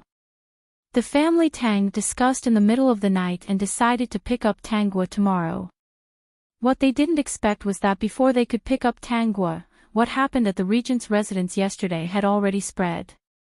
Tang Shan drugged her sister, causing her to be unable to conceive for the rest of her life. This was so that when Tang Guo married into the regent's residence, she could take care of her son and daughter wholeheartedly. The details of the regent's residence were all discussed by the people of the capital. Of course, Zhou Jin added fuel to the fire. He already understood Tang Guo's thoughts. Since this matter would be known by others, it was better to publicize it. However, he used some tricks to leak the news to the ministers who opposed Yun Bingjun. They grasped this matter. Even if they couldn't do anything to Yun Bingjun, they could make him lose face in the capital. The relationship between Yun Bingjun and Tang Shan had always been the symbol of the capital. There were even many scholars who wrote about the immortal love between them. They even said that she should marry Yun Bingjun and marry Tang Shan. Now that this news had spread throughout the capital, Tang Shan's image suddenly changed in the eyes of all the scholars. From noble and unapproachable, she became vicious and vicious. Yun Bingjun knew that there was no way to stop the news from spreading. He could only block the news in the residence and not let it reach Tang Shan's ears. Tang Shan had already woken up. She looked around the room and found that only Yun Bingjun was there. She asked, "Bingjun, where's Guo?" Yesterday's matter was still vivid in her mind. She hoped that it was just a dream. May you betrayed her and had an affair with Ma He. She revealed her secret to Ma He. If it wasn't for Mayu, how could this matter be exposed? This ungrateful bitch. She's gone. Yun Bingjun replied. He hugged Tang Shan and comforted her in a low voice. The doctor said that your body isn't well. Don't be angry over these small matters. Taking care of your body is the most important thing. Tang Shan's eyes turned red. She threw herself into Yun Bingjun's arms and cried, "Bingjun, I really have no way out. I'm too scared. I know that I let Guo down, but I was really too scared. When I thought of leaving you and the two children, I was dizzy and did this kind of thing. If I could do it all over again, I definitely wouldn't hurt Guo like that." "I believe you, Shan. Don't blame yourself. I understand." Yun Bingjun hugged Tang Shan and kept patting her back. "I know you're afraid that the two children will be bullied. You think that as long as Guo can't get pregnant, she will definitely treat them as her own. They won't bully her, and there won't be other children competing with them for their parents' love, right?" Tang Shan held back her tears and quickly nodded. "Bingjun, I have no choice at all. Guo won't forgive me. The gap between us can never be removed." At this moment, Tang Shan's heart was filled with hatred. Not only did she lose her wife, she also lost her soldiers. In the past few years, in order to pave the way for this, she had racked her brains to make Guo willingly help her take care of her children. If it wasn't for Mayu, that wretched girl, being mesmerized by a man, all of her plans wouldn't have been foiled. It was almost impossible to find another suitable candidate. As for her body, could it last that long? Did Guo go back to family Tang? I want to see her. Tang Guo's path couldn't be taken, but she couldn't pretend that nothing had happened. She still had to do what she had to do. She didn't dare to let Tang Guo get close to the two children. Chapter 48-53. However, if she went to Tang Guo and showed how helpless and confused she was, at least it would make them look better on the surface. If Tang Guo could blame her, scold her, and have a bad attitude, she could win more sympathy. As long as Tang Guo treated her with a bad attitude for a long time, she didn't fight back, didn't say anything, and only blamed herself and showed her guilt. People who saw it would think that she was forced. There was no way to hide this matter. A small number of people would definitely know. She had to strike first. "I'll send someone to ask." Now Tang Shan looked very weak, as if she would fall asleep at any time. Of course, Yun Bingjun had to try his best to meet all her requirements. So, he arranged for someone to go to Tang Guo's place and tell her that Tang Shan wanted to see her. However, the person who was arranged to go there was scolded before he could enter the gate. Yun Bingjun, let's go later. She's still angry. I'm afraid she really doesn't want to see anyone at this time. Your health is important. Take care of yourself first, then you can do other things. Tang Shan was very persistent. No, I want to go. If she didn't go at this time, when the matter was over, she couldn't go back. When people knew about it, she couldn't explain it. Everyone would think that she was a vicious woman who hurt her sister. At this time, she only needed to see Tang Guo. If she could scold her a few times, it would be best if she could pass out. Bingjun, send me to see Guo. Tang Shan's persistence was something that Yun Bingjun had no choice but to agree. When they arrived at Tang Guo's place, Tang Shan was a little puzzled. This is not the Tang mansion. Guo doesn't want to go back to the family Tang. She lives here now. Yun Bingjun explained. He didn't disclose all the details. So that's the case. The two went to the door and told the gatekeeper why they came. Prince Regent, Princess, you can go back. My master won't see you. My master said that Prince Regent shouldn't forget what you promised. If you dare to come again, she doesn't know what she will do. The gatekeeper's words made the regent's eyelids twitch. Although he knew that this was a threat, he still decided to arrange for more people to protect Tang Shan and the two children to avoid any accidents. If Tang Shan couldn't see Tang Guo, she wouldn't cry and shout at the door. It would be a joke. The moment she returned to the carriage, she thought of an idea. From tomorrow onwards, she would come every day until Guo could see her. Tang Guo ignored her now, which was the most uncomfortable thing for her. It seems that Her Highness will not give up. Zhou Jin looked at Tang Guo, who was tasting the tea, and couldn't help but take a sip. He didn't know where she got such good tea. It was much better than the tea he got. At first, he thought that Yun Bingjun had hidden all the good stuff. Later, he found out that it was Tang Guo who took out the good stuff. Yun Bingjun didn't have anything. Tang Guo's relaxed look made it impossible to see how angry she was. It was as if nothing had happened. She was clearly in front of him, but Zhou Jin was more and more confused. It doesn't matter. Tang Guo knew what Tang Shan was thinking. Tang Shan wanted her to stand out and scold her. Tang Shan could use this to gain some sympathy. She was seriously ill. About this matter, it would be understood that she was a woman who loved her son and had no choice. In front of the weak, people would always lose their rationality for a moment. Chapter 48-54. Breaking Tang Shan's trick was very simple. Wherever Tang Shan and she appeared, they just had to arrange a few rude women who knew how to scold people. These women had all experienced the vicissitudes of life and could see through people very clearly. If they saw Tang Shan's behavior, they would only curse and expose Tang Shan's tricks, making her lose even more face. If there's anything you need help with, you can tell me. Zhou Jin said. Tang Guo, I won't be polite. When Zhou Jin heard this, he felt a lot more at ease.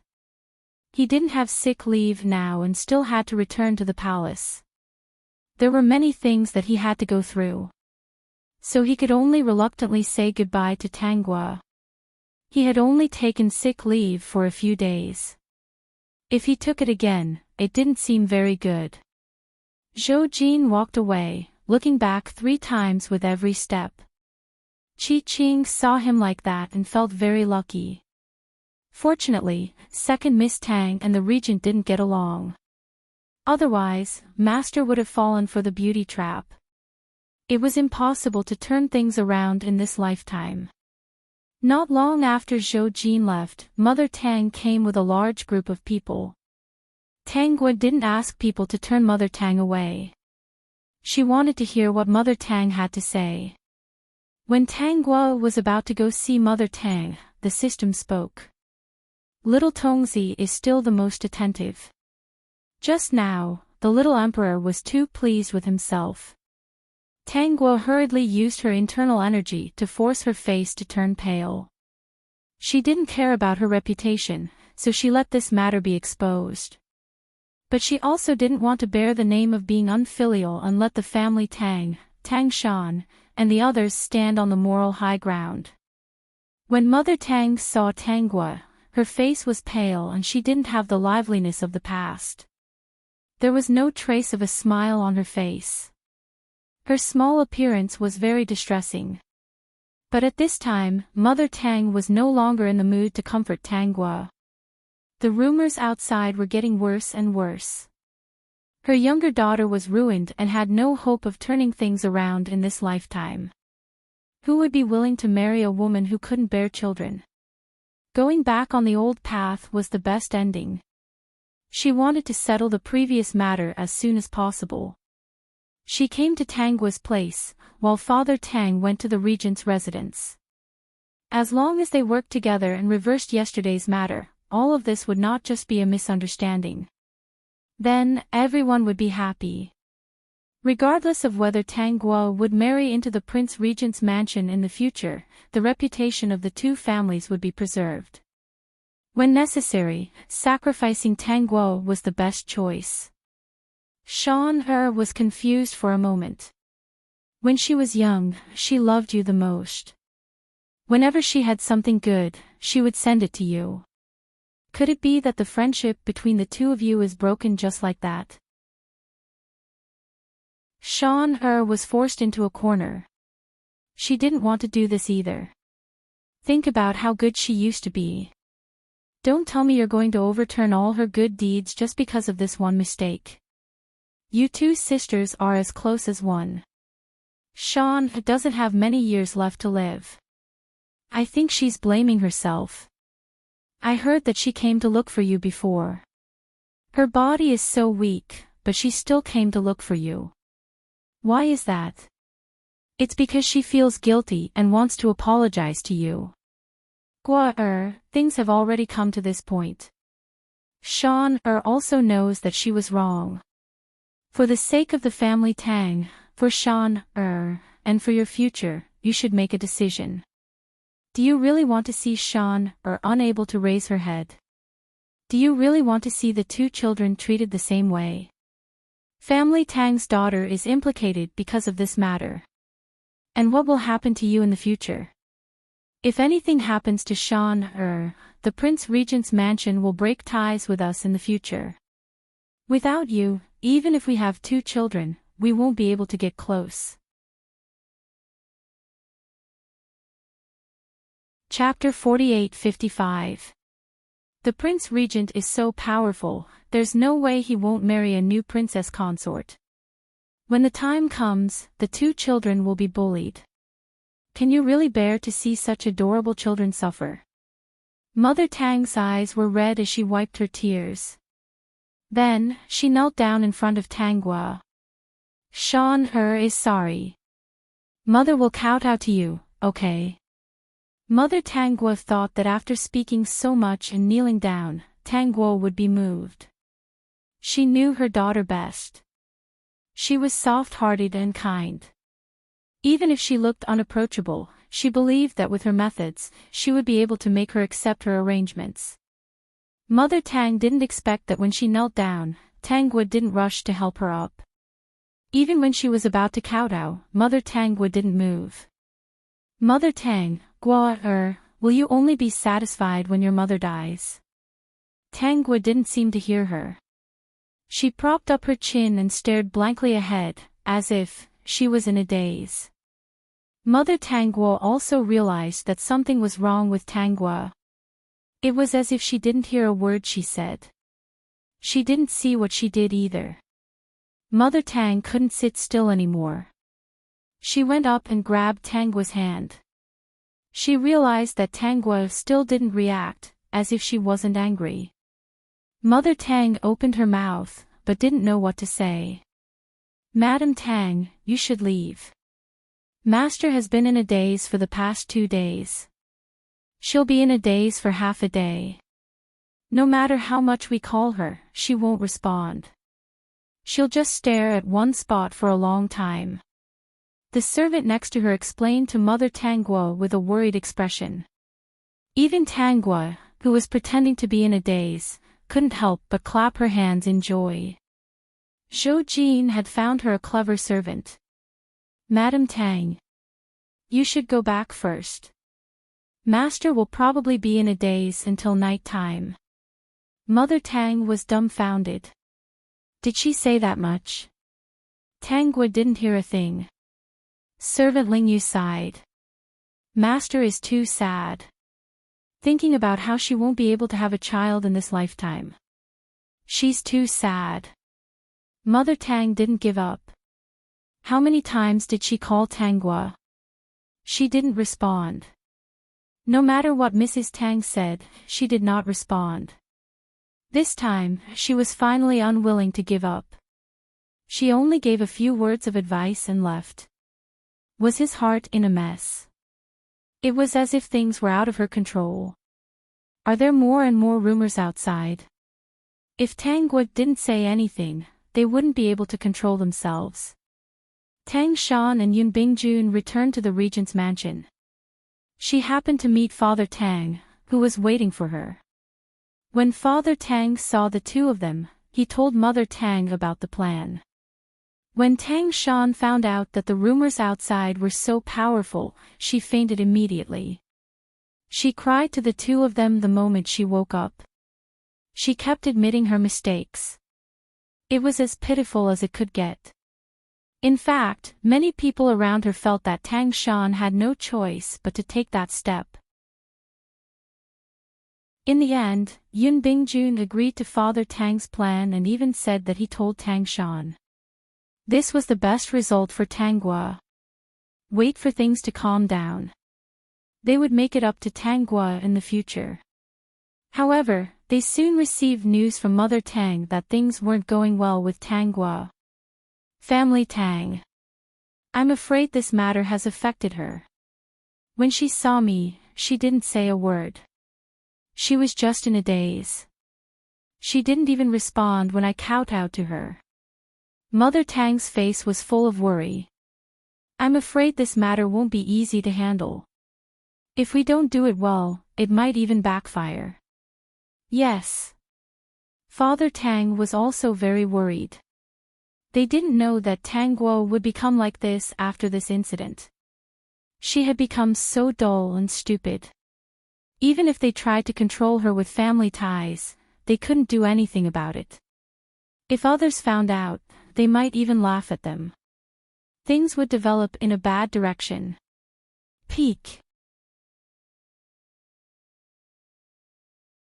Chapter 48-56. The Tang family was helpless. Tang Shan was also very anxious.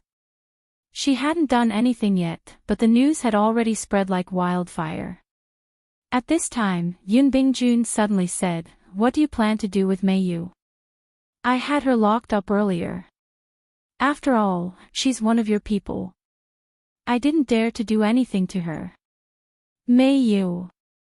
Tang Shan's eyes flashed with a trace of coldness, but she didn't show it on her face. This matter was originally my fault. It serves me right that it was revealed.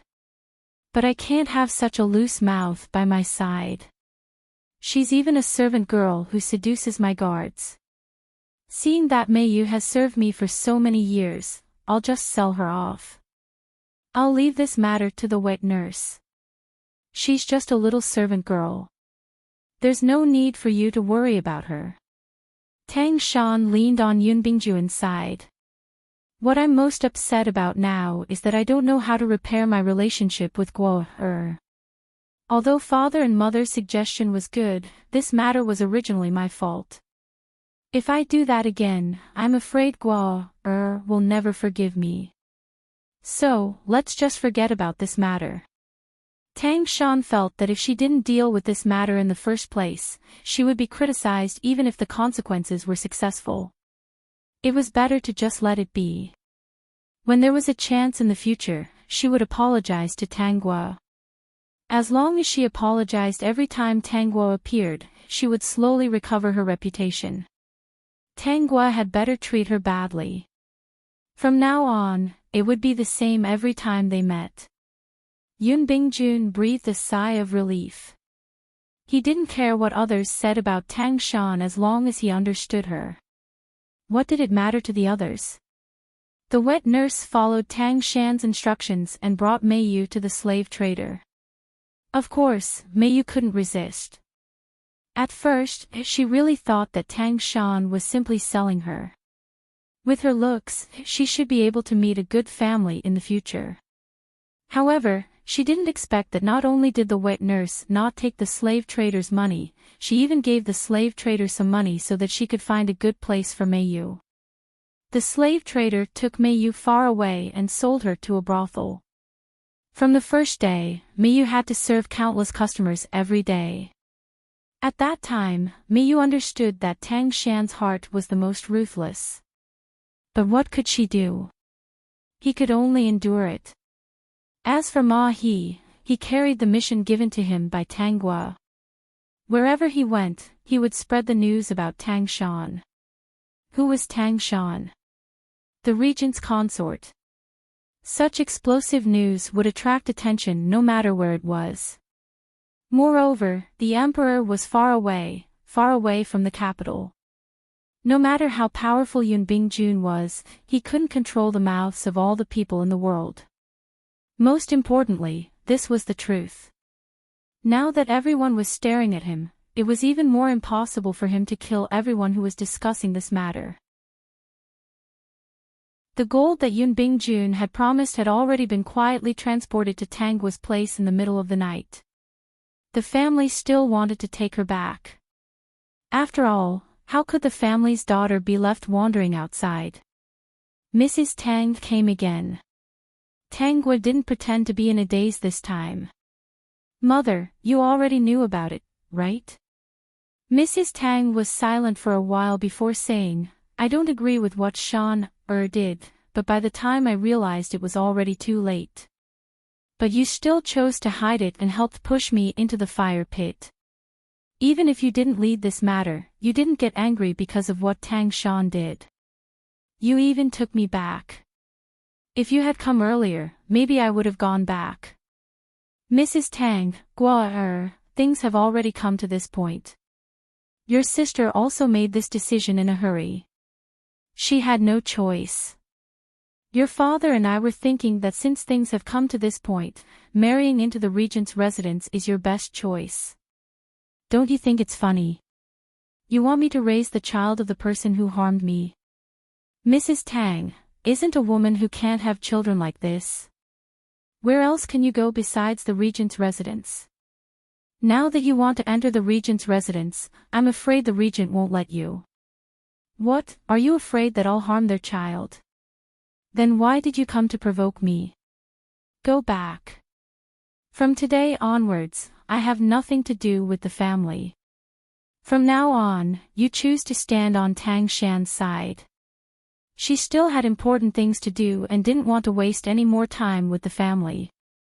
As for Tang Shan, Chu Qiu would deal with her. In 3 or 4 years, Chu Qiu would come. The family's background was particularly dirty. When the little emperor took control of the power, he could casually find a reason to make them suffer. Just like the current family, wherever they went, they would lose face. Chapter 48-57. That girl doesn't want to come back. She even said that she wants to cut ties with the family, Mrs. Tang said as she returned to the family. Everyone was there and they were furious when they heard this. Mr. Tang said, now that things have gotten out of hand, our previous plan won't work regardless of whether the regent agrees or not. The people in the capital aren't fools. Anyone with a discerning eye knows what's going on. If you ask me, this is all the princess consort's fault. Everything was fine at first, but she insisted on drugging Tanghua. Now, everything is ruined. If she hadn't drugged Tanghua, nothing would have happened. Yeah, the princess consort didn't do it well. It wasn't easy for our family to settle on a marriage, but because of this, the marriage didn't go through. In an instant, the people from the family side branch started blaming Tanghua. Now, it wasn't a matter of whether Tanghua could come back or not. It was a matter of whether she could come back or not. The reputation of the Tang family's women had been ruined by Tang Shan. It wasn't as easy as it used to be to settle on a good family. Of course, because of her relationship with the regent, she didn't have to worry about not being able to get married. It was just that she couldn't choose as she liked like before. Master, what about Gua? Mrs. Tang asked. Are we really going to ignore her? Mr. Tang said angrily, didn't she say that she didn't want to come back? You already begged her so humbly and didn't even give her face. If she doesn't want to come back, then so be it. If she doesn't treat herself as a family's daughter, then she can forget about ever coming back. If it wasn't for the fact that kicking Tanghua out of the family would severely damage their family's reputation, he really wanted to kick her out. In Mr. Tang's opinion, Tanghua didn't have a place to protect her. In the future, she would still have to come back to her family for help. She couldn't run away. Besides, even if she came back, she wouldn't be able to find a good family. Those with a decent family background wouldn't even consider her. Moreover, a family's daughter couldn't be the legal wife. Under the tacit agreement of the family, they didn't look for Tanghua again. In the end, the matter of Tang Shan harming her sister was not resolved. Yun Bingjun did not care much about it. The family Tang side was a little more miserable. Tang Shan's health wasn't good to begin with, and she didn't want to go out and show her face at this time. She simply said that she was sick and couldn't get out of bed. She recuperated in the manor all day. However, she still arranged for people to send things to Tanghua every day. These things were prepared by the servants and sent to her on time. She didn't need to worry at all. Although she didn't go in every time, she didn't stop. Sure enough, in just half a month, there were rumors in the capital that Tang Shan was apologizing to her sister. She sent people to deliver gifts every day, and even if she was rejected at the door, she didn't give up. Such stubbornness did make people think of her a little better. She still cares about her reputation. How can I let her have her way? Tanghua waved at Lingyu.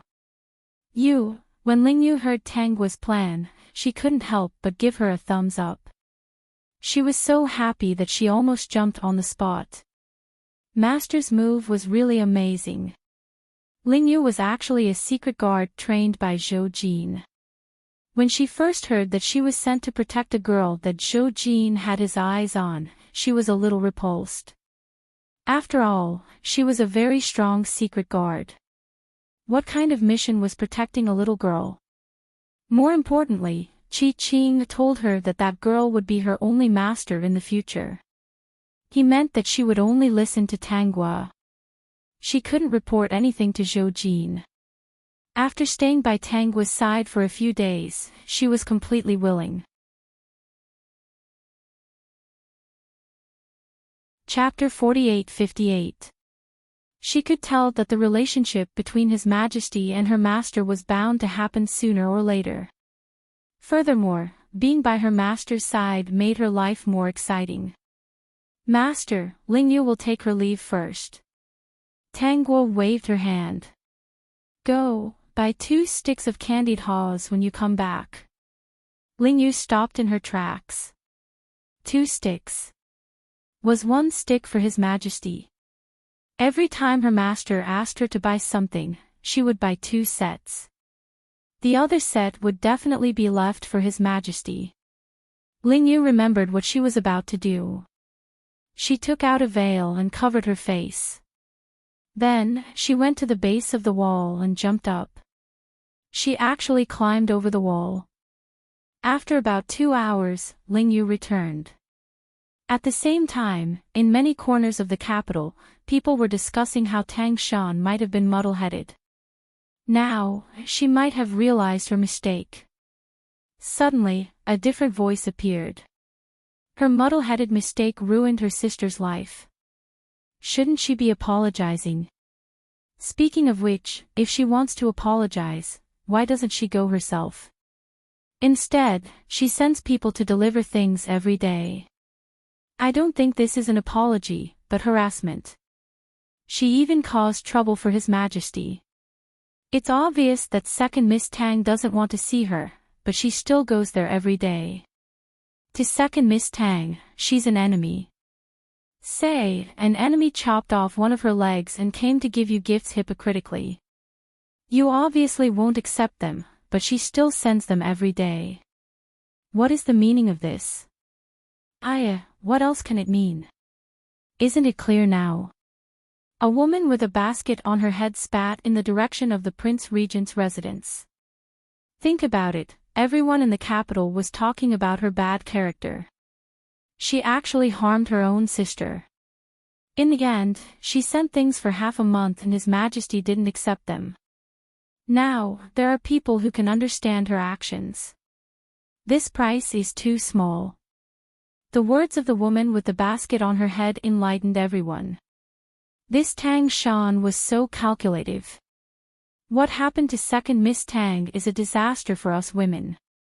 In the end, she apologized and made it known to everyone.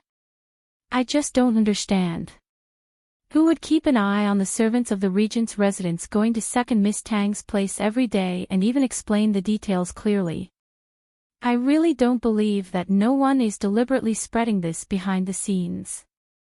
Now that I think about it, it's true. If my elder sister had treated me like that, I wouldn't have been able to see her for the rest of my life. Second Miss Tang is still an unmarried girl. She doesn't know what to do in this lifetime. She used to be a priceless treasure, but now, she's been destroyed. That person actually wants to use Second Miss Tang to redeem her reputation. How vicious. In just half a day, those who sympathized with Tang Shan felt that she was a schemer. She was indeed someone who wouldn't even let go of her own sister. Many people said that she was a hypocrite. Tang Shan's plan was ruined. When Tang Shan found out about it, she was so angry that she had to stay in bed for some time. Mrs. Tang sent a letter to Tang Shan that day, telling her not to act rashly. The general trend of the matter could not be changed. Many people were watching the regent's residence, telling her to rest well. At this time, if something happened to Tang Shan, they really didn't know what to do. The family Tang even had a new idea. Should they arrange for another person to go to the regent's residence? When this suggestion came out, those who loved their daughter a little were not willing. They even ridiculed her in a strange way. Who knew what would happen to their daughter in the future? In short, this matter was left unsettled. Chapter 48-59. The regent's residence and family Tang had settled down, so Tang Shan could only lie low for the time being.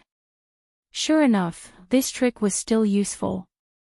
New things happened in the capital every day, and gradually, not many people discussed this matter anymore.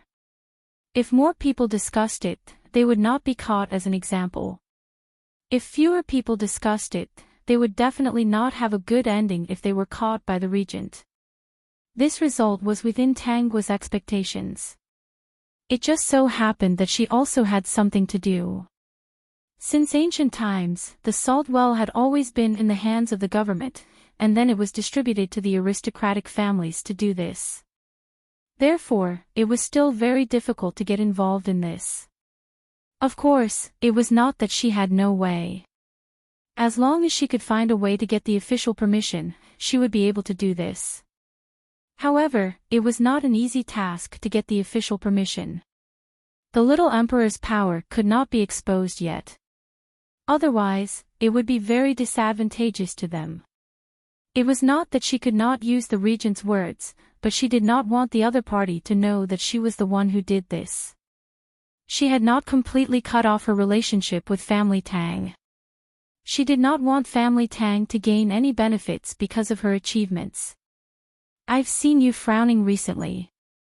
Did you encounter any difficulties? Zhou Jin leaned over the table and asked Tang Gua, who was writing and drawing. He recognized the words on it, but he did not understand some of the patterns. Do you not treat me as one of your own? Tang Gua stopped writing. No, if I didn't treat you as one of my own, would you be in my study? You would have been kicked out long ago. Zhou Jin did not mind. He walked over and sat on the chair. He said lazily, then why didn't you ask me for help when you encountered difficulties? You can't interfere in this matter. I don't want to expose what I did in front of others for the time being. If you interfere, people will suspect that you have other ideas. Zhou Jin became interested. What's the matter? Is it so serious? I want to do the salt business. This. Zhou Jin frowned as expected. I'm afraid this won't work. Although salt has always been controlled by the imperial power, it has long been distributed to the major aristocratic families. In fact, the aristocratic families are the ones who really control this. If they really make a fuss, it will be difficult to stop. If you can really do it, it will only be beneficial to me, and there will be no harm. That's why I said you can't be bad. Tang Gua shook her head. Say, if I can really make a salt business and bring out salt that is more refined than the current market, will the regent spare no effort to give me a space to survive when those people find trouble with me? He will. Yun Bingjun is indeed very greedy for power, but if he were to rebel, he would have a psychological burden. Although he was greedy for power and wanted to step on me, the emperor's head, he was very serious in his work.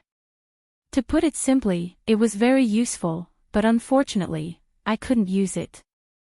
If someone can break the status quo, he will definitely support it. And on the surface, this matter is beneficial to him. Many aristocratic families have people who are officials in the imperial court. The weakening of the aristocratic families means that his opponents will also be weakened. Tang Gua picked up a ceramic jar on the side. Look at this salt. Is it good enough? At first, Zhou Jin did not pay much attention to it. However, when he saw the snow-white salt inside and how fine it was without any impurities, he was shocked. This is salt. Try it. Zhou Jin took some and tasted it on his fingers. It only had a salty taste, without any bitterness. This taste was amazing. If it's all this salt, Yun Bingjun will definitely support you. Zhou Jin leaned over. Where did you get this salt? How did you get it? Chapter 4860. I saw it in a novel. I have nothing to do recently, so I gave it a try. Tang Gua took out a novel. This novel was obtained in another world. The words were similar, so Zhou Jin could understand it. So it's like this, I plan to arrange for people to do this. The salt wells won't be in this place. They will go to the border and some small foreign countries. Some time ago, she borrowed a large number of manpower to create a batch of paper puppets for this purpose. Zhou Jin asked, do you have enough manpower? Yes. Zhou Jin didn't say anything else. Tang Gua was so mysterious, so she definitely had her own methods. As long as she didn't leave, it wouldn't be a problem. The next day, Tang Gua arranged for most of the paper puppets to be refined according to her plan. They went to the border and some small foreign countries to refine the refined salt.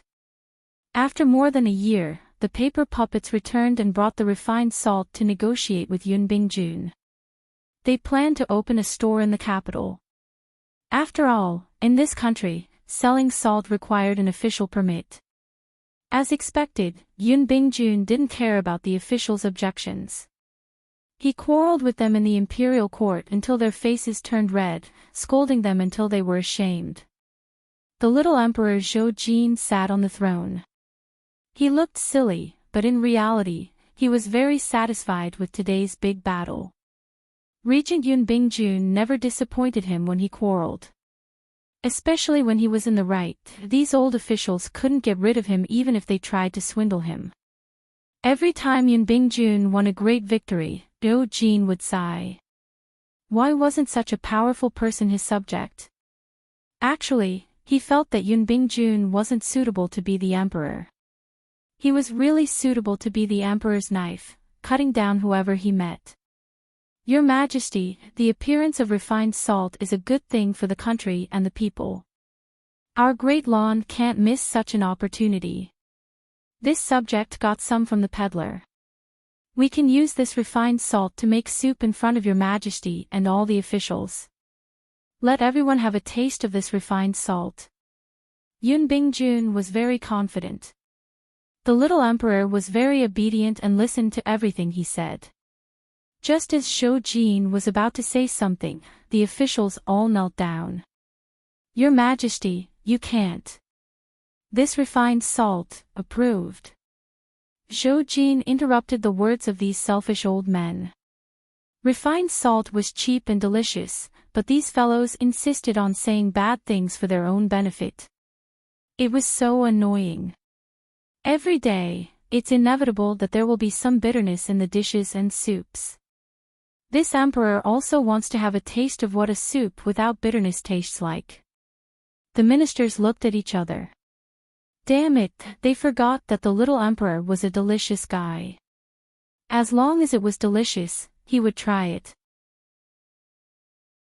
They knew that the little emperor often pretended to be sick and went out to eat good food. No wonder the Prince Regent always mentioned that the food cooked with refined salt was especially delicious. It turned out that he was trying to deceive the little emperor. This little emperor was too disappointing. Zhou Jin, on the other hand, was thinking that after waiting for a year, he could finally touch the salt openly. Otherwise, he could only secretly eat at Tanggua's place. He couldn't pretend to be sick every day for a month, right? That would be too embarrassing. Prince Regent, I'll leave this matter to you. You must make those peddlers stay. I want to eat refined salt tonight. Yun Bingjun was satisfied in his heart. The little emperor's persistence in eating had never disappointed him. Yes, Your Majesty. This subject will do it after the court. I ask Your Majesty to write an imperial edict. Zhou Jin, after the court, the Prince Regent will come with me. Yun Bingjun was also very good at writing imperial edicts. This matter could be regarded as a coincidence. He believed that Yun Bingjun would do it well. It worked too well. Unfortunately, Yun Bingjun, who was treated like a bull, didn't know the little thoughts in Zhou Jin's heart. He thought that the little emperor was so happy because there was refined salt to eat. He thought that if he wasn't still the Prince Regent, the little emperor would definitely be destroyed by this. The little emperor was not without merit. Being obedient was an advantage. At least, he would not interfere with his business and would not add trouble to him. He had to pay more attention to those ministers, lest the little emperor be led astray by them. Yun Bingjun left with the imperial edict. Not long after, the paper puppet arranged by Tanguo opened a salt shop in the capital. The price of this salt shop was not high. As soon as the shop opened, it attracted countless people to come and buy.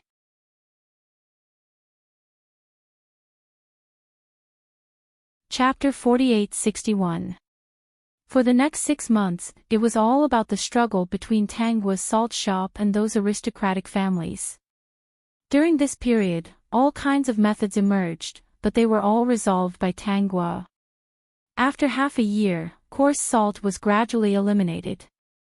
In the end, Yun Bingjun once again argued with the officials and allowed Tanggua's paper puppets to mine salt wells in the local area. The aristocratic families found that they couldn't fight. There was the regent standing there. This regent had a lot of power and was also a lunatic. If they really fought, they didn't dare to. Refined salt had gradually been popularized in various places. Coarse salt had long been eliminated, and the paper puppets had more and more salt wells in their hands. The price of salt also fell. At this time, even if the aristocratic families obtained a way to refine refined salt, they couldn't make as much profit as before. After the matter was over, Tanggua's gaze fell on the food. As the saying goes, food is the most important thing for the people. People can't lack food. Therefore, she sent another wave of paper puppets out to do the food business. They stored food, sold food, and controlled the price of food. This was not the responsibility of the government. There was no need for any permission. She could do it boldly. Zhou Jin didn't know about the food business. Unknowingly, Tanggua already had a large amount of food in her hands. She also gave these paper puppets a spatial magic treasure. All the food was inside. As long as it was the harvest season, they stored food wantonly. As long as they could store, they would store. Unknowingly, for years passed just like that. At this time, Tanggua and Zhou Jin were both in their early 20s. Zhou Jin pretended to be sick and sneaked to Tanggua's place to play. It was already a common thing. He didn't hide this matter from Yun Bingjun. After Yun Bingjun found out, he didn't care. In his opinion, if the little emperor really liked Tanggua, and Tanggua was also willing, the two of them would be a good couple. Have you ever thought about moving to another place? Zhou Jin asked tentatively. Tanggua, for example. The Imperial Palace. Zhou Jin began to list the benefits of the Imperial Palace. The Imperial Palace is very big, much bigger than this. No matter how big it is, you can only live in one room and sleep in one bed. Is that a benefit? In the face of Tanggua's words, Zhou Jin could not refute. There are many good things in the palace. Tanggua moved her feet and kicked a gold brick to Zhou Jin. You can also use gold bricks to cushion the table. Speaking of which, Tanggua didn't do it on purpose. It was an accident when she accidentally cut off a section of the table leg. She didn't think of anything else, so she found a gold brick and put it on the table. She had forgotten to take it out. Zhou Jin held onto the crooked table and hurriedly stuffed the gold brick back in. The table was finally level. You know what I mean. Tanggua smiled. What do you mean? That's what I meant. Zhou Jin moved his stool to sit beside her and whispered, Look, I'm already 22, but I'm still single. When we first met, I fell in love with you. At first, there were some contradictions, and I was afraid that you would stand on the regent's side. To tell you the truth, at that time, I thought about taking down the regent every day and then snatching you over, but I was afraid that you wouldn't be willing. Later, I found out that things weren't that simple, so I was very happy. So many years have passed in a flash. I want you to live in the palace willingly. It's so big, and I'm the only one in such a big house. It's so cold at night. System, laughing to death. So you just want to find someone to warm your bed? Zhou Jin, no, I want to help you warm your bed. You see, it's almost winter. I haven't warmed anyone's bed since I was born. I want to try what it's like. But I don't want to live in the palace. Tanggua became serious. If you choose me to be with you, you can't choose anyone else. Even if we don't have children, it can't be. As the emperor, aren't you afraid that you won't have an heir? The imperial family doesn't lack children. Just pick any smart one from the imperial family and raise them. Since he said this, Tang Guo was naturally satisfied. That's fine. But in the future, if I want to live outside, I can live outside. Of course. Zhou Jin held Tang Guo's small hand and was very excited. Yun Bingjun wants me to be addicted to you every day. He'll agree with this and help us cover up. System, Yun Bingjun, that unlucky child, ha ha ha.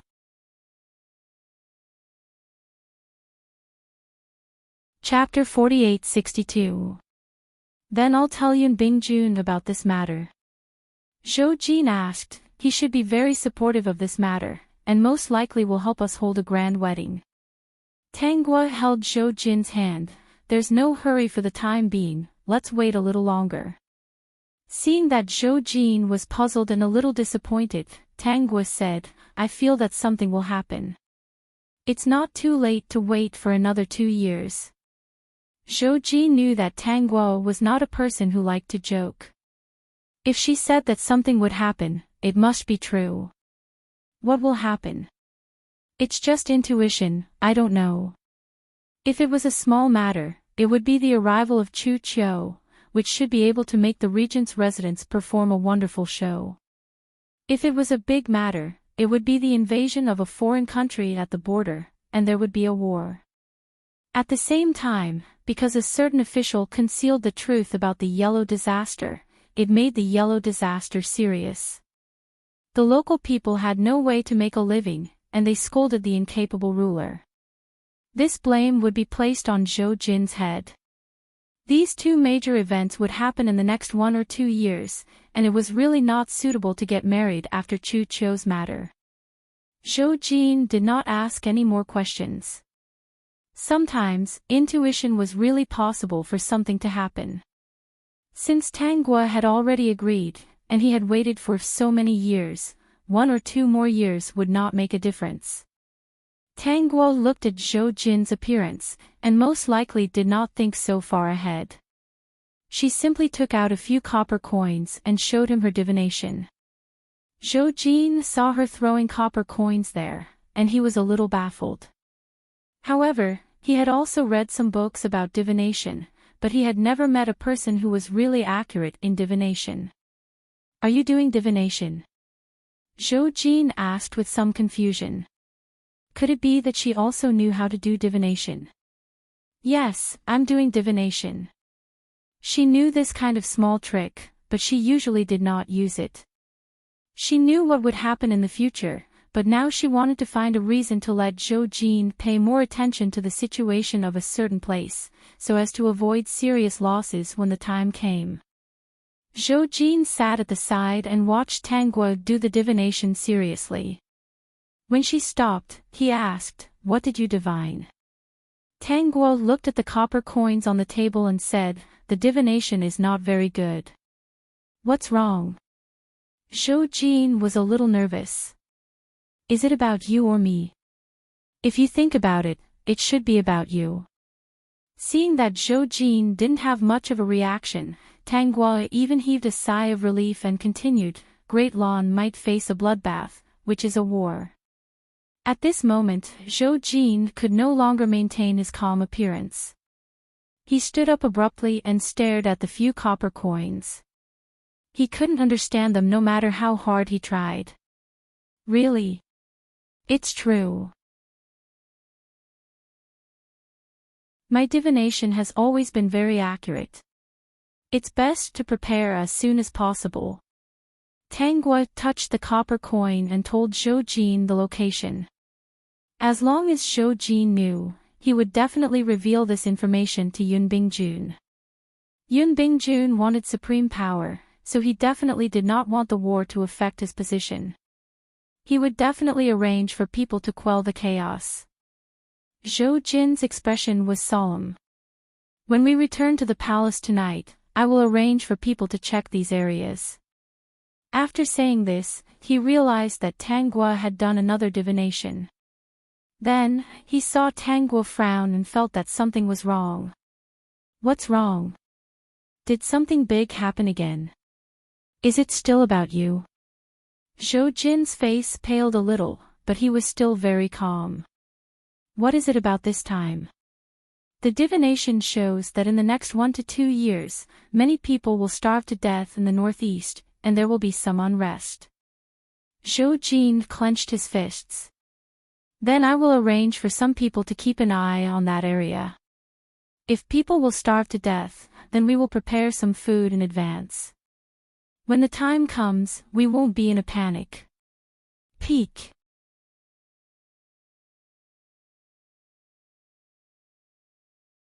Chapter 48-63. If it's not enough, you can ask me for more. Zhou Jin held Tang Guo's small hand. It should be enough. Every year, the imperial court will store new grain. As long as those officials are not greedy, you also know that it's as long as. What if it's gone? Tang Guo's words made Zhou Jin silent. It seems that I still have to act as soon as possible and strive to control all the power in my hands as soon as possible. Otherwise, doing these things will be too restrictive. Zhou Jin paced in the room. Give me another 3 years, and I should be able to take back all the power. Are you planning to kill all those officials who don't listen to your advice? Zhou Jin hurriedly shook his head. How is that possible? I just want to put my own people in some key positions. It's impossible to kill all the officials. I just want to use my own power to make them submit and be obedient. If I can use them, of course, I still have to use them and slowly eliminate and replace them. All these years, I've been asking people to collect information on them. Once I have something on them, there's basically no problem. It's just that these guys are very treacherous, and some of them hide deeply. Information on them. Tang Guo instantly had an idea. Then, she would give Zhou Jin a big gift. She was the best at stealing things that could be used against others. She didn't tell Zhou Jin about this.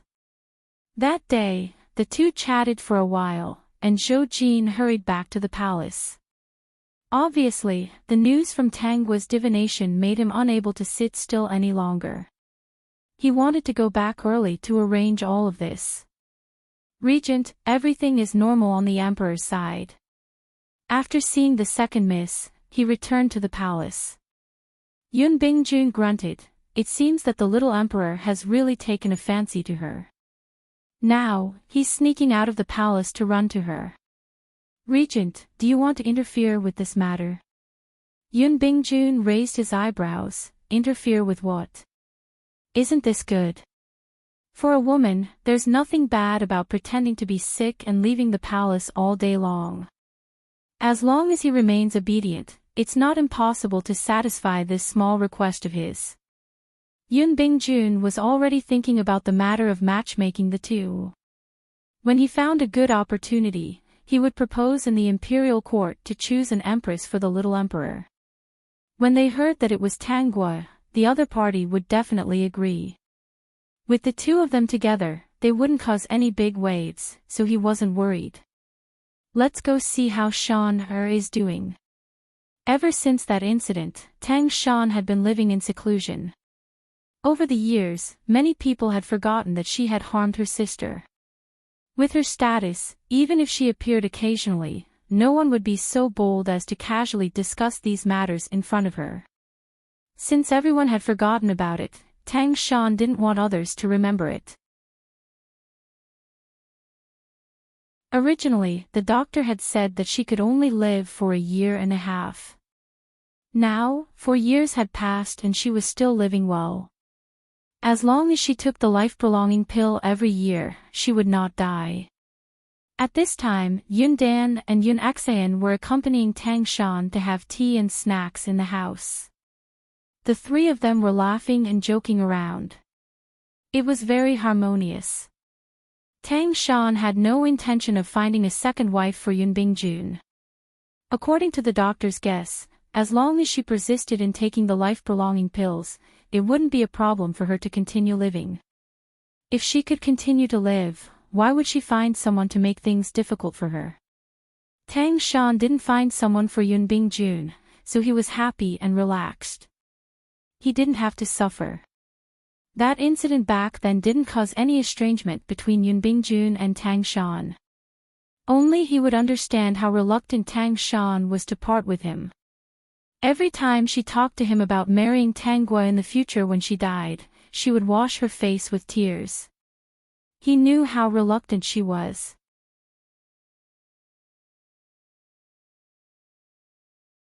Chapter 48-64. If it wasn't for Tang Shan crying by his side, he wouldn't have agreed to let Tang Guo move into the regent's residence in advance. Mother, my sister and I will leave first. We won't disturb your rest. Yun Dan said, Mother, you must take care of your body. Don't worry about us. Tang Shan's face was full of smiles. Okay, go play. Yun Dan and Yun Xian were now 10 years old. After the two siblings changed their name to Tang Shan, they went out to play. Although the two of them were well behaved in front of Tang Shan, they were actually two little tyrants. Few people in the capital dared to provoke them. When they heard that the regent's son and daughter came out, they would hide far away. Their attendants were also very arrogant. Wherever the two of them passed, they would be fierce and wouldn't allow people to take a second look. The two of them played along and didn't expect that they would encounter danger this time. They actually didn't like to bring their attendants along to play. Many times, they would disappear while walking, causing all the attendants to look for them for a long time. They would then jump out with a smile, as if they were playing hide-and-seek with others. They liked to see these people anxiously running around in circles when they couldn't find them. Brother, there are a lot of people over there. Let's quickly run over there. Yun Xian said, I remember there's an alley over there. After passing through the crowd, we'll hide in the alley. Okay, it's settled then.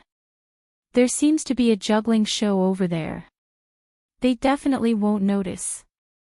The two of them wanted to see the juggling show.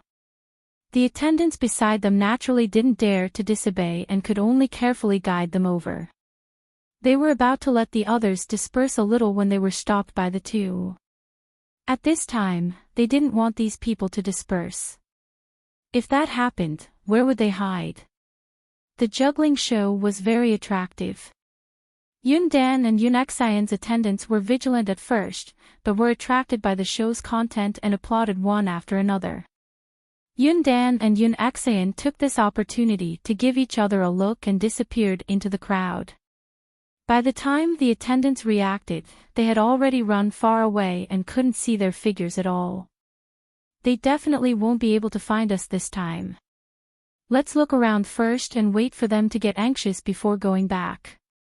Yun Xian said. She waited for Yun Dan's response and found that Yun Dan was staring in a certain direction of the alley. She also looked over. Why are there so many carriages here? Counting carefully, there were at least 5 carriages.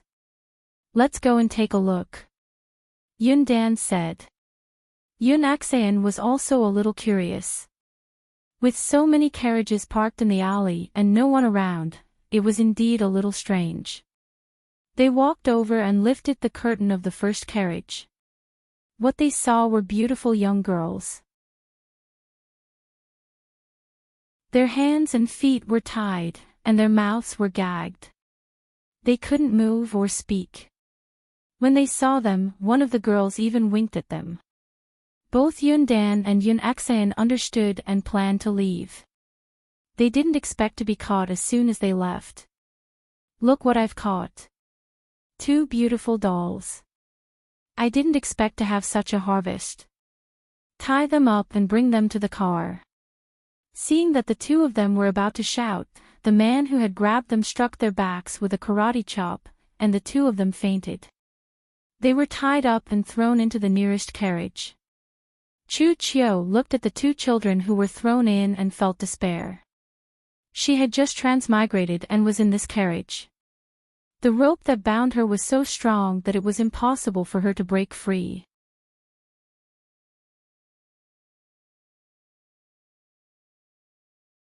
Chapter 48-65. Even the cloth that was stuffed into her mouth was wrapped around her head. It was impossible to get it out. She, who was in despair, didn't expect to run into two children. She signaled for them to run and call for help. She didn't expect those people to come back so quickly. These two children, who were dressed in extraordinary clothes, would probably be taken away by these human traffickers like her. The carriage left the city smoothly. On the other side, the regent's residence's attendants were still looking for Yun Tan and Yun Exin. After searching for a long time, it turned out that at this time, the two children would jump out and laugh at them. This kind of thing happened every time. In fact, they didn't pay attention to the search at all today. They were completely pretending, thinking that these two playful children would eventually run out on their own. They were the regent's children. Who would dare to do anything to them?